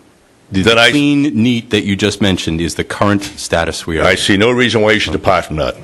Thank you. Can I just make one point? I agree with you 100%, except that I think when Rita was here, she talked about how the senior center got started with some state grant money and other things. But I believe the board, outside of the trust that Benjamin Church Trust, that provides some maintenance and some other money, which is important to the building itself. I think the majority of the money is from the town now. I don't believe there's any other money that comes with that board, is there? Always funded employees, though. I don't know how much money comes. But let me make that point. If they are an autonomous organization, and if that's what they want the trust, the board of directors, the hiring and firing responsibility to be on the board, and the management and the provision of services responsible by the board and by those employees, and all you do is, upon request, and the board would have to justify the amount of money they're seeking from the town, the autonomous group sinks or swim in their own merits. That's right. Absolutely. So if they come to you and they want X, and you don't have X to give them, you give them less than X, and if they can't make it on the amount of money you give them, they have to understand that they're an autonomous, self-sustaining group. They have to make it on their own and raise the revenues however they see fit, with some supplemental as determined by the town council in terms of what's appropriate and what's fair to the rest of the town and the tax base. Well, that's exactly what we've been saying. Maria. Hi, Maria Doherty once again. I just like, again, president of the board of the Benjamin Church Senior Center. I just like to make it a little clear for anyone that's viewing tonight that the board never came in telling the town that we did not want to report to the town. What we wanted was what had happened for 45 years and how the relationship worked. That's all we asked for. There was a problem with the former director. The town administrator and the town council came in and took care of that. But again, that was taken care of. There was always ownership, and there was always communication with the town administrator prior to Mr. Contente. I'm not sure where the miscommunication or where the breakdown has come from. We as a board never, ever wanted to be on our own. When we came into budget that Friday evening, we came in with the information that we were already placed in Department 805. We were no longer in 807. No one had notified us of that. So we came in pretty much begging for funds so we can continue doing what we have done for the seniors of Bristol, Rhode Island. So there's a lot of misinformation that the board is being accused of wanting or saying we want to run. We don't want to run it. We want to run it with the town. We always have. So, Mary, I don't know where the miscommunication is. Well, didn't you get the letter that the administrator sent out in January saying that? We absolutely did. And then, Sure, another. we absolutely did. And I can go ahead and clarify. So it wasn't new information. Excuse when me, you I put can the go budget. ahead. I can go ahead and clarify that. In the interim between that letter, there were a few other meetings. We were misled, letting us think that we were going to go back to what the original plan was. So no one knows about that. So that's why I'm standing here in front of our town administrator and our town council to let you know. Because if that had been the one and only letter, we would have made the phone call, we would have put the employees on the payroll, and everything would have been done. Can we do it? We absolutely can do it. But again, so there was the letters that were sent out. Then there was another meeting saying, hold off on that. Let's see what we can do. Let's try to work together. Then I'll bring it forward again. Another meeting. Something else was said. So please understand the position where we were in and how we felt as a yo-yo, back and forth, back and forth. Are we part of the town? We want to be part of the town. We've always communicated with the town. We have numerous of emails that states that we've always communicated with the town administrator to let him know that we're hiring a new bus driver. We have 2 candidates. This is the one we think is actually the best candidate. What do you think? And we have all that documentation. The communication has always happened for the last 45 years. So why are we here today? Again, because there was an issue with the former director. I'm not going to get in the middle of that. The business was taken care of. We just wanted to continue business as normal for the seniors. And I just needed to let that out and let everyone know. Mr. Administrator, and to the Treasurer, maybe when I speak from another world. Did the trust not have a liability issue when the past issue happened? And again, we're going away. We can talk all night about these statements of back and forth. Oh, I didn't get this or get that. The point is, I'm right in front of you, Maria. Do you want the town employees to be town employees? Absolutely. It has to be the new way. And this is how it has to be because it's been for 45 years. The reason why we're here is because we know it was 45 years. Councilman Stewart, that is not what I'm saying. It's important. But I'm just trying that we do one at a time. to see. You're trying to go away. I'm saying, do you understand what I'm saying? Absolutely. Okay, so that's where we have to make that agreement, whichever way. I want things to work, but I just want to come to that agreement. But I feel there's still that wedge of, well, no, we want to be town employees, but we want it this way, which is the original way. I don't know if it's just me. That's why I said, am I from another world that I haven't been to all these workshops, all these meetings, because we would still be in the same position, which our trust and our legal counsel says by a municipality side, and a gentleman said, we have a responsibility to the town of Bristol and its residents, and yes, they include seniors. But at the end of the day, there's intricacies that, whether it be the seniors, whether it be education, whether it be any topic that comes in this chamber in front of this council, we have to take that responsibility and make those tough decisions to protect our residents and our town. And can I answer that? So you're asking me what we would like to see happen. And I think our attorney made it very clear. We're hoping that the employees that are part of the Benjamin Church Senior Center could be employees of the town. We understand that they report to the town administrator because for us that really won't be any change. And that's what I mean by no change, because they have always reported to them. So the answer again is yes. We like to see the employees of the Benjamin Church Senior Center be employees of the town and report to the town. Well, they Thank said that you. they didn't employ, but from what I understand, I feel the same way. You read something different, you hear something different at every meeting. My understanding is they have said they are not employees of the town, they report to the board. And that's exactly what Rita said and how that always worked. It's just that they got along better with the administrator. Okay, but they don't report to the administrator. That's how this whole thing started in the first place, because they didn't want to report to the administrator. Marie, you can respond, but we're going to wrap this up because can I we just are not make one moving comment? forward. Can I just make one comment? Please. Back when Rita was also director of the senior center, the employees were also funded by the town. That was exactly how it was done. Okay, so we understand that. So the accountability, and they reported to a board, but they also communicated with the town as well. It was a dual role, and maybe that's not right, maybe that's not legal.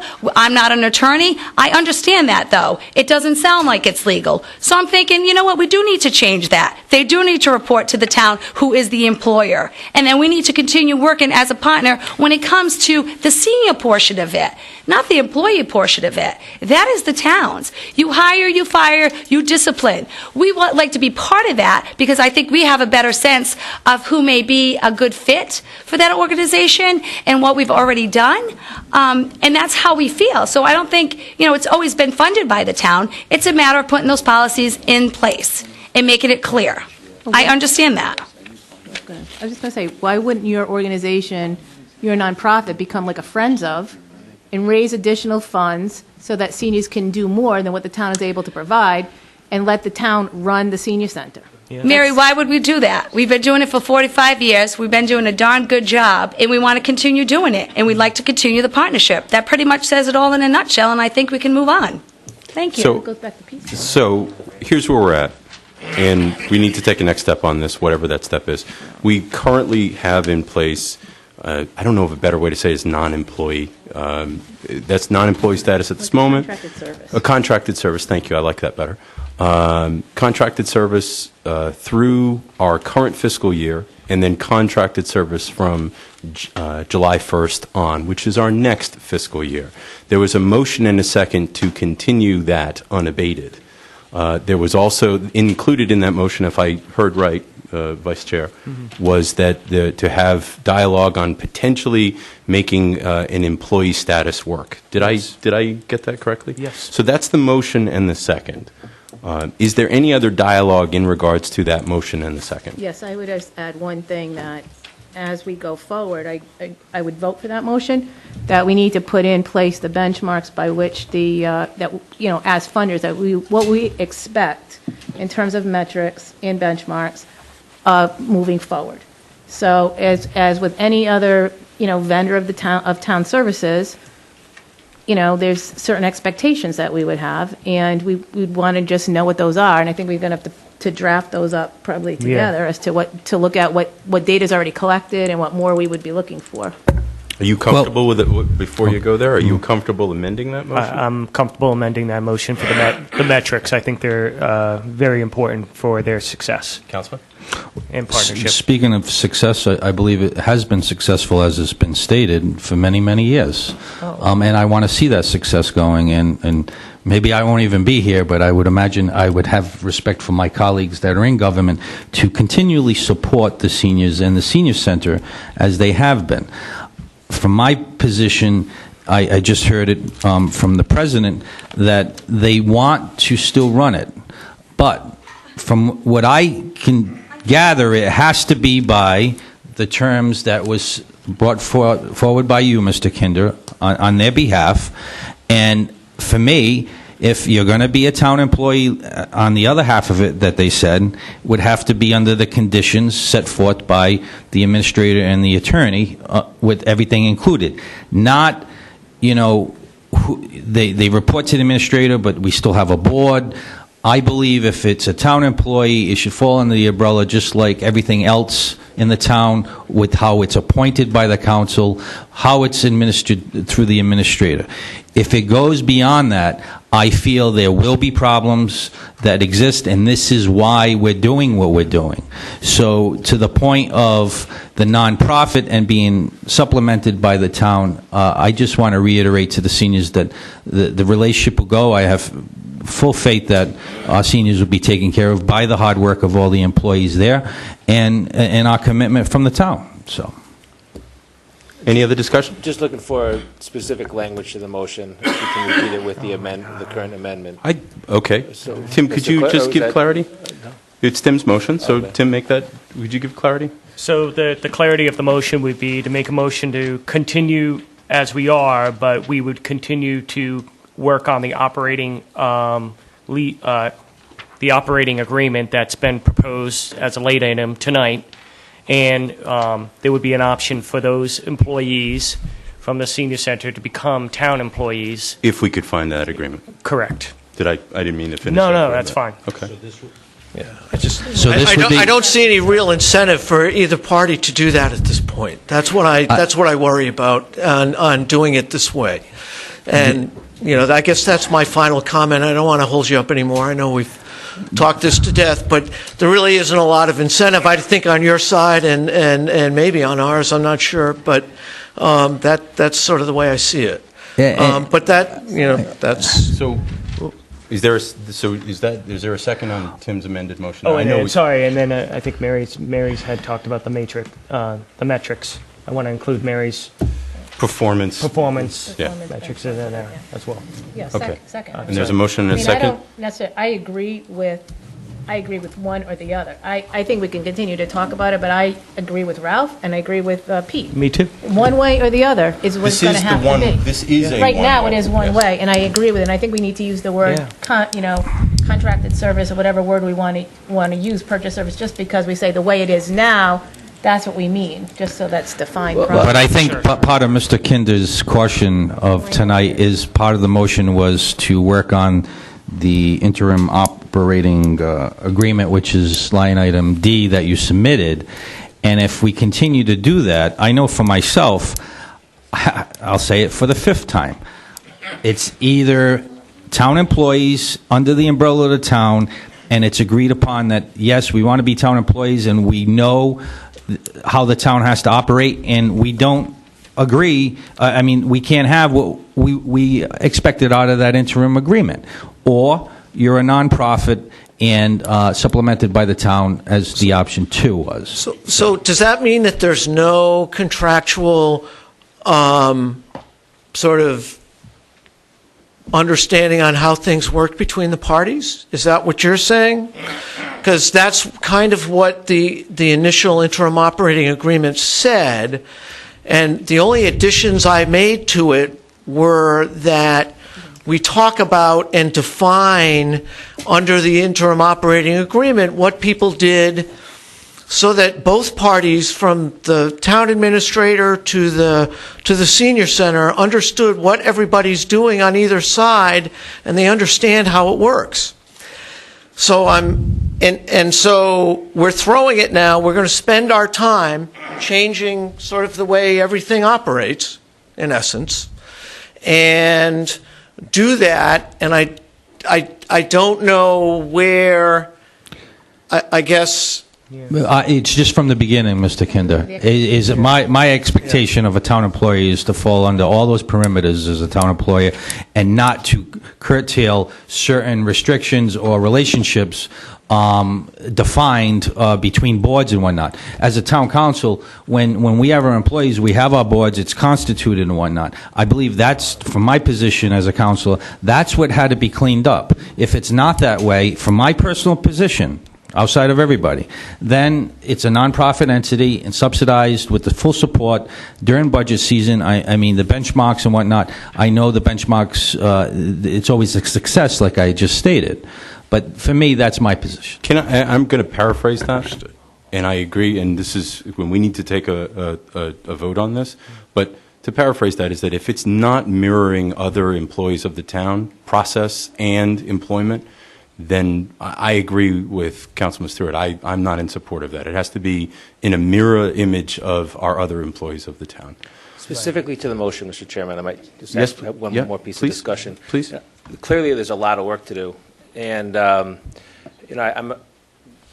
I see the motion, it is solidifying or just reinforcing where we are today, and I do not necessarily see it necessary to go down that path, because it is not, a motion isn't taking action to do something other than what we are doing. So, and I'm fearful that it will attempt to put a bow on where we are and move forward, but there still needs to be continued discussion on the relationship between the town, even as a contracted services organization. And I'm worried that taking action tonight in that manner is pushing that out, where this needs to continue to be a top priority for us as a council, to continue to have meetings like we had yesterday to iron out what the contracted services look like, what are the performance metrics, how does it tie into what the town's doing.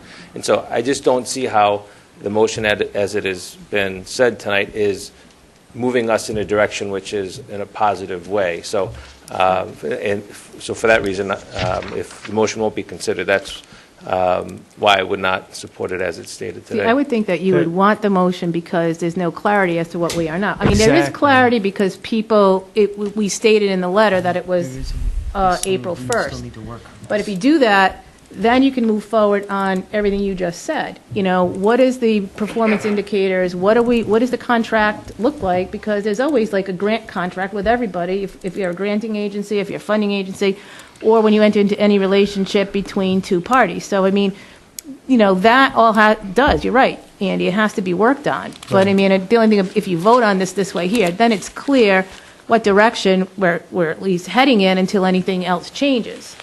I agree. But we have to work on all those metrics, we have to work on all that contractual language, but we need a direction, because right now we're still debating, are they town employees, are they not town employees? What are they going to be? And just one quick thing. I think we're clear We're on not this, debating it. and I really think we need to take a vote on this. So, please, Ed, did you... No, just real quickly, because Mr. O'Gara had stated about town employees, and I've been speaking a lot tonight in regards to that, is with the added items that was discussed all night, do you consider that, yeah, they're fully town employees and that's the way to go? That's If we were to agree to the... there's two questions. You can make anyone you want a town employee. That's a separate and distinct issue from whether or not that's a appropriate, prudent, and smart decision for the town. You can put anyone you want on the town payroll. Not an issue. Whether or not that's the way to go is a completely separate issue. It's not the way that it is. Everybody's clear on the motion? There's a motion and a second. All in favor? Aye. Aye. All opposed? I'm opposed. Okay, so we have 4 and 1 opposed. Thank you, everyone.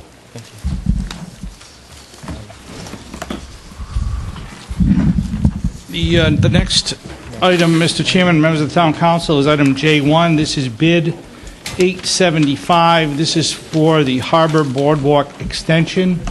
You have 3 bids submitted. The first is from MAS Building and Bridge of Norfolk, Massachusetts, in the amount of $404,780.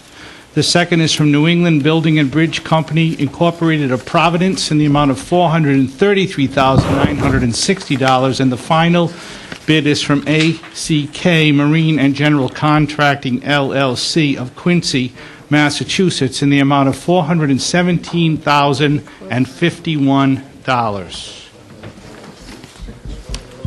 What's this council's pleasure? I move that we give this to the town administrator to act in the best interest of the community. Archie, could you please help with the quiet? Thank you, sir. I apologize. Please continue. Oh, no, that was it. Just that we convey this to the administrator to act in the best interest of the community. Second. There's a motion and a second. Is there any discussion? I would imagine through the administration, it would be through Diane and her department as well, so. Okay. All in favor? Aye. Aye. Any opposed? Thank you.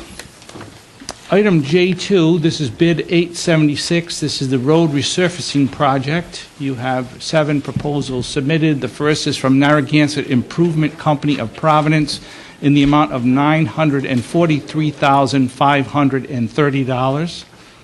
The second is from T. Miozzi Incorporated of North Kingstown, Rhode Island, in the amount of $1,097,471. The third from D'Ambra Construction Company Incorporated of Coventry, Rhode Island, in the amount of $1,113,175. The fourth is from J.H. Lynch and Sons Incorporated of Cumberland, Rhode Island, in the amount of $673,359. The fifth from P.J. Keating Company of Lunenburg, Massachusetts, in the amount of $893,591. The sixth is from Carty Corporation of Warwick, Rhode Island, in the amount of $853,300. And the final bid is from Hartford Paving Corporation of Johnston, Rhode Island, in the amount of $1,123,392.04. Make a motion to refer to the town administrator and the director of public works, given the amounts Should be interesting on how we go about doing this with the flexibility of our budget and the company itself, so. Is there a second? Second. Thank you. There's a motion and a second. Any discussion? All in favor? Aye. Any opposed? Thank you. And the final is bid 877. This is for the Wood Street decorative streetlight refurbishment. You have no bids. So we should not refer this to the administrator? Or can they Go to call the I'm open market. just, Pardon me? You can refer to the administrator, go on the open market. Oh, he can go in the open market. Okay, so can we refer this to the administrator and he can? rebid? Rebid or go No. on the open market because there's no bids? Open market, thank you. Yeah. Thank you for that Second. clarity. There's a motion and a second. Any discussion? All in favor? Aye. Any opposed? Thank you. Okay. The next item, Mr. Chairman and members of the Town Council, is item K1. This is the periodic report that's provided by Alan Klepper of the Bristol County Water Authority, which you receive monthly. Motion to receive and file? Second. There's a motion and a second. All in favor? Aye. Any opposed? Thank you. And the next is from the solicitor regarding the ethics advisory opinion regarding the zoning board appointment. Just quickly, there was an issue about the fact that Mr. Asciola's tenure on the board, his term came to I'm an going to end. have to recuse myself from this. Well, no, you don't. No one has to. Actually, this was the finding, so I don't have to. You That's don't. right. You don't. All right. And so what we asked the Ethics Commission is if we should use the rule of necessity to allow anyone who's conflicted out to be able to vote. And their opinion was, no, this is not a case of the rule of necessity because the rule is that a person stays in office until their successor is appointed. And therefore, Mr. Asciola, assuming he's willing to stay in his position, could stay there until the November election. Following the November election, all the conflicts go away, and the council could then officially reappoint him. So if Mr. Asciola does not want to stay, I believe he does. Do you know, Lou, if... He's going to get mad at you. I'm going to help you with that. It's actually Asciola. Asciola. Yeah. Thank you for No, that, it's okay. Mr. Asciola. Because of I'm just joking. the question, It is. we haven't pressed him for his application, but I believe he does wish to remain. So we can just allow him to remain until his successor is appointed. And you can do that following the November elections. Just to make sure, it wouldn't hurt now that we got the finding just to reach out to him, Lou, and then he's still in his position. It's not going to hurt tonight with our action, whether it's now or the next meeting, right? Yeah, so you basically would be taking no action unless, if he were to say, you know, I'd really like to move on, then you would just appoint someone different. Okay, so we can make the appointment and then take your action at that point, Well, he wants if to that stay, happened. right? So then He wants to stay. And then Yeah. there's conflict, so he just stays because he can't vote on it. Right. I think I would have been informed already if he wasn't planning to stay. So. And I'm sure that can be shared through the Community Development Department as to what the status is. So, Mike, what action is it? No action. No receive and file, nothing? Oh, you can receive and file. I'm Thank you. Motion to receive and file? Second. All in favor? Aye. Any opposed? Thank you. Mike, to this point of, and I know Mr. Graham was just appointed as the new director of the Ethics Commission. I know in the past, with our boards, our commissions, and everybody, we had a roundtable with ethics. Maybe we can reach out and arrange something going forward. I actually talked to the chairman, brought that up with me the other Yes, I day. did. And what we're going to do is the Ethics Board actually provides individuals who would willingly come out right from the Ethics Board to discuss all of this. So we might arrange something where someone from my office, along with a member of the Ethics Board, would have that roundtable. Okay, Outstanding. thank you. The remaining items are executive session items, so we're going to skip to item M, which is the individual council member agenda items, beginning with the chairman, M1. Saturday is a rain keep dedication right across from Sip and Dip.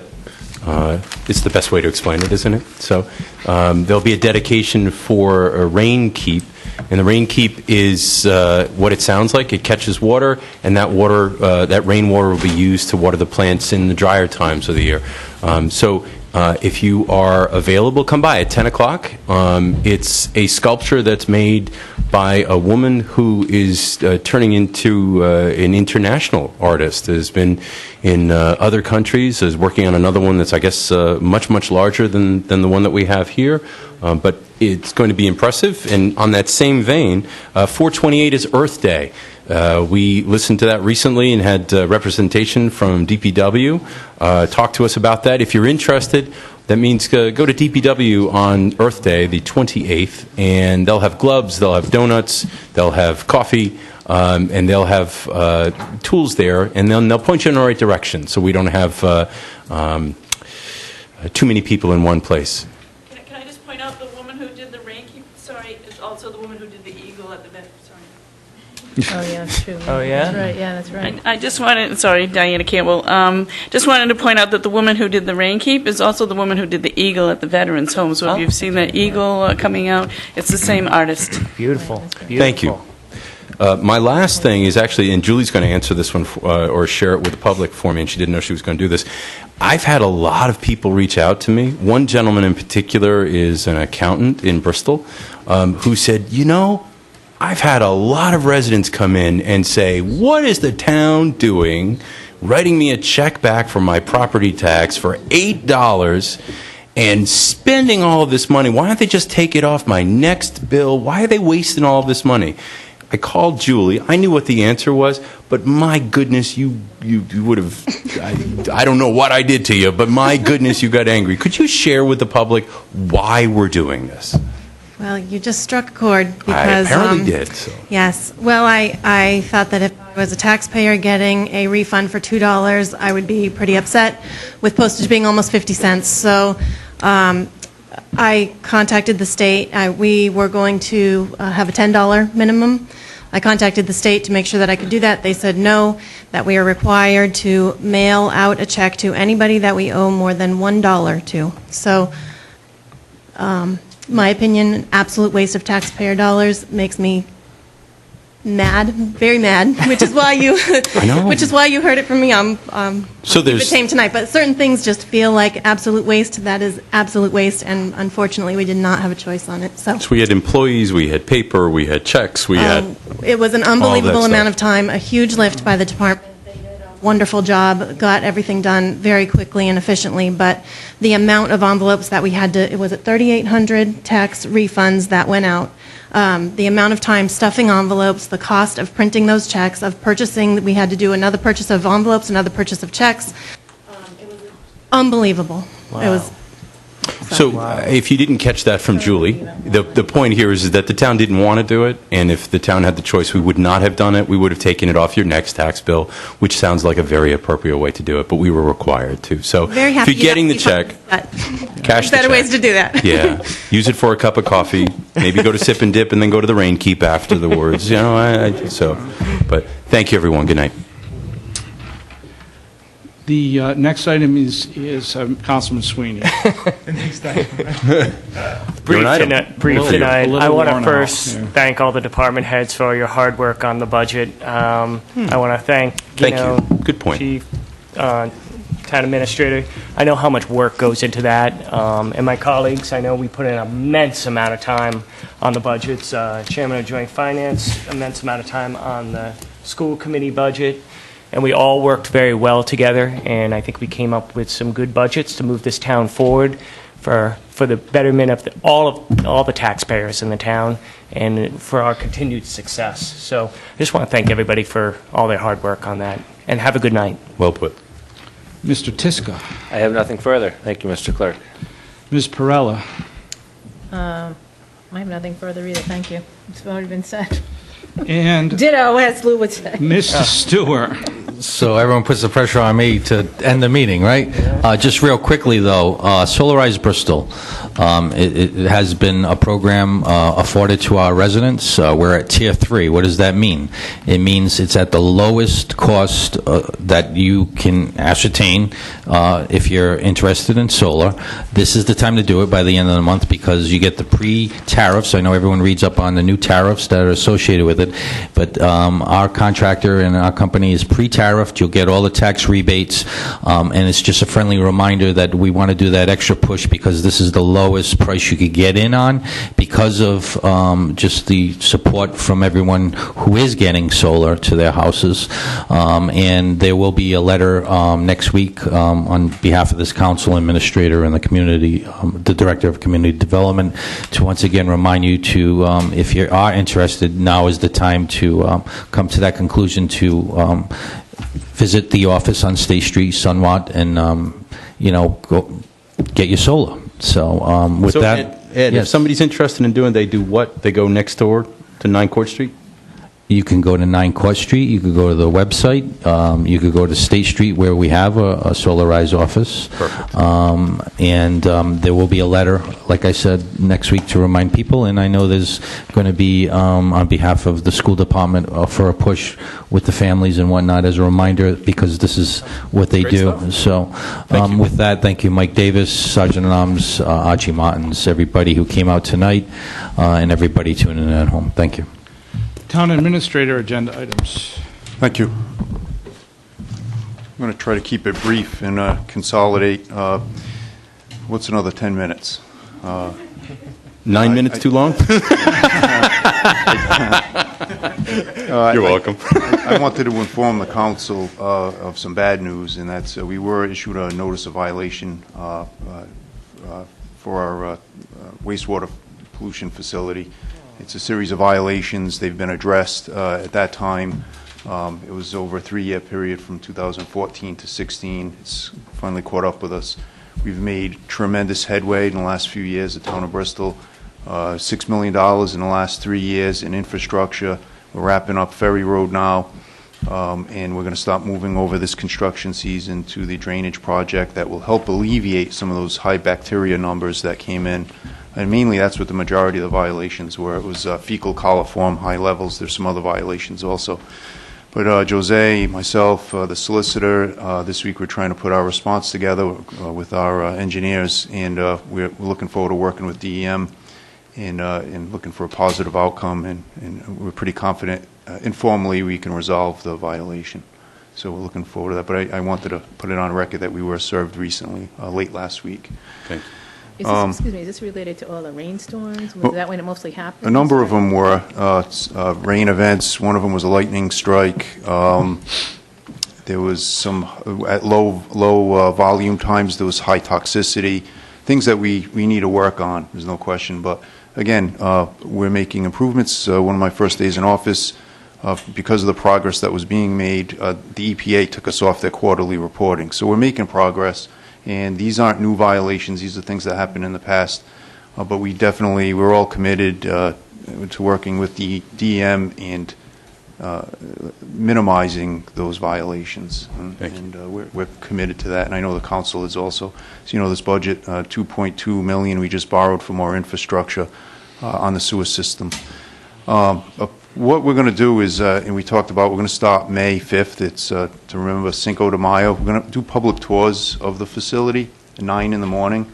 We're going to limit it to 12 people. So if it's successful, we'll schedule another date. So if anyone's interested in taking a tour of the wastewater plant, it's very, very interesting. And you'd be real surprised how the process goes. So that would be 9 a.m. Call either the administrator's office or the wastewater pollution office. What's the number there? 253-8877. 253-8877. And we'll be happy. I'll be there, and our engineer Jose will be present, and we can take you right through and show you the system and the improvements that need to be made. I may as well bring up a little some other news. The tax rate's going to be published tomorrow for the provisional budget. We're set at a a middle average increase, considering the last 5 years. It's a middle average, it's 50 cents increase per thousand. It's provisional. We're hoping it's going to go down a little bit between now and the final adoption. But I just want it known that that will be in the local paper tomorrow. And I want to talk a little bit about the budget, and I know the council is fully aware of it, but for the public's benefit, the majority of that increase was to support our schools, and which was the right thing to do. There was a 4% increase from what we spent last year towards education. And I think that was a strong commitment. The reason why that was necessary was to make up for the reduction in state aid. It was not over $900,000, and I think we need to support our district and support our schools, and I think it was the right thing to do. It's not forever. There's, I think, 2 more years of reductions, but we're experiencing, the assessor and the finance director will tell you, we're experiencing strong growth in town. And if you look around Metacom Avenue, there's business expansions and redevelopment. All of our, not all, but the majority of our factories are hiring. Hopefully a scaled-down version of the the project on Thames Street and State that'll be approved, and it'll contribute to the town. There's a number of things going on. Even operationally, during this budget, we talked about automating our trash collections, which we anticipate savings on tipping fees, on injuries, on personnel. So the solar project is moving forward. We have a lot of good things going. Tan Yard's ready to start. Thank you, Diane, again. We're ready to break ground this construction season, and after that, I'm sure we're going to look at the benefits of the marina expansion and some of the revenue we can seek there. But my message is that we're on the right track. We're doing the right thing with education. Going back to that, the tax rate, that 8 cents, that 50 cent increase, 8 cents of that goes towards the lawsuit in 2015. I think it was 15 or 16. The payment wasn't made to adjust for the new formula. So we were required to make that payment this year, $1.4 million, which is approximately $200,000 this year that we had to come up with. That's 8 cents on the tax rate. So if it weren't for the reduction in state aid to education, the lawsuit settlement, we would have probably been where we were last year. But I think we're strong. I think there's significant growth, and I think we're going in the right direction. And that's from the administrator's perspective. And the last thing I just want to say on a positive note, I thought that was remarkable, our Pledge of Allegiance. I think that shows why we do what we do, and we do have a great community when we can bring those two groups together. And the VFW is actually hosting the Girl Scouts at their lodge, at their post, which is a phenomenal thing for them to do that. So I think it was nice to have them both here. I agree. That's good. But other than that, if there's no questions of me, good night. Just real quickly, for one last time, thank you, Walter Burke, for your many years of service. You will be missed. We'll give you another round of applause, Walter. You deserve it. Mr. Chairman, the police chief has one announcement. Please. Very quickly, April 28th, as you mentioned, there's quite a bit going on in town. It's the yearly drug take-back. So anyone that has any drugs at home, narcotic, 90% of these are all legal, but no longer be using them. We don't want the elderly to get a little confused or to keep them out of the hands of children that, sometimes become misfits and go in areas they shouldn't. We'll be collecting any type of drug at police headquarters between 10 and 2 p.m. Also, if you have any type of firearm that no one any longer has any use for, we will gladly take it there. Just leave it in the vehicle. The officer will come out and bring it in, and we will have it destroyed at a later date. We don't need them being at home either and have a child or someone take it into their possession and do something they're not supposed to. It's an excellent program. Thank you very much for your time. Thank you. Mr. Solicitor. There were 3 items on for executive session, but based on your vote this evening, the one regarding personnel has become moot. So there are 2 items left. The motion would be to convene into executive session pursuant to 4246(5) A5 with regard to the lease of real property at the corner of Church and Thames Street, and 42465A7 related to the question of investment of public funds mosaico. So moved. Second? All in favor? Aye. Any opposed? Thank you. Good night, everyone.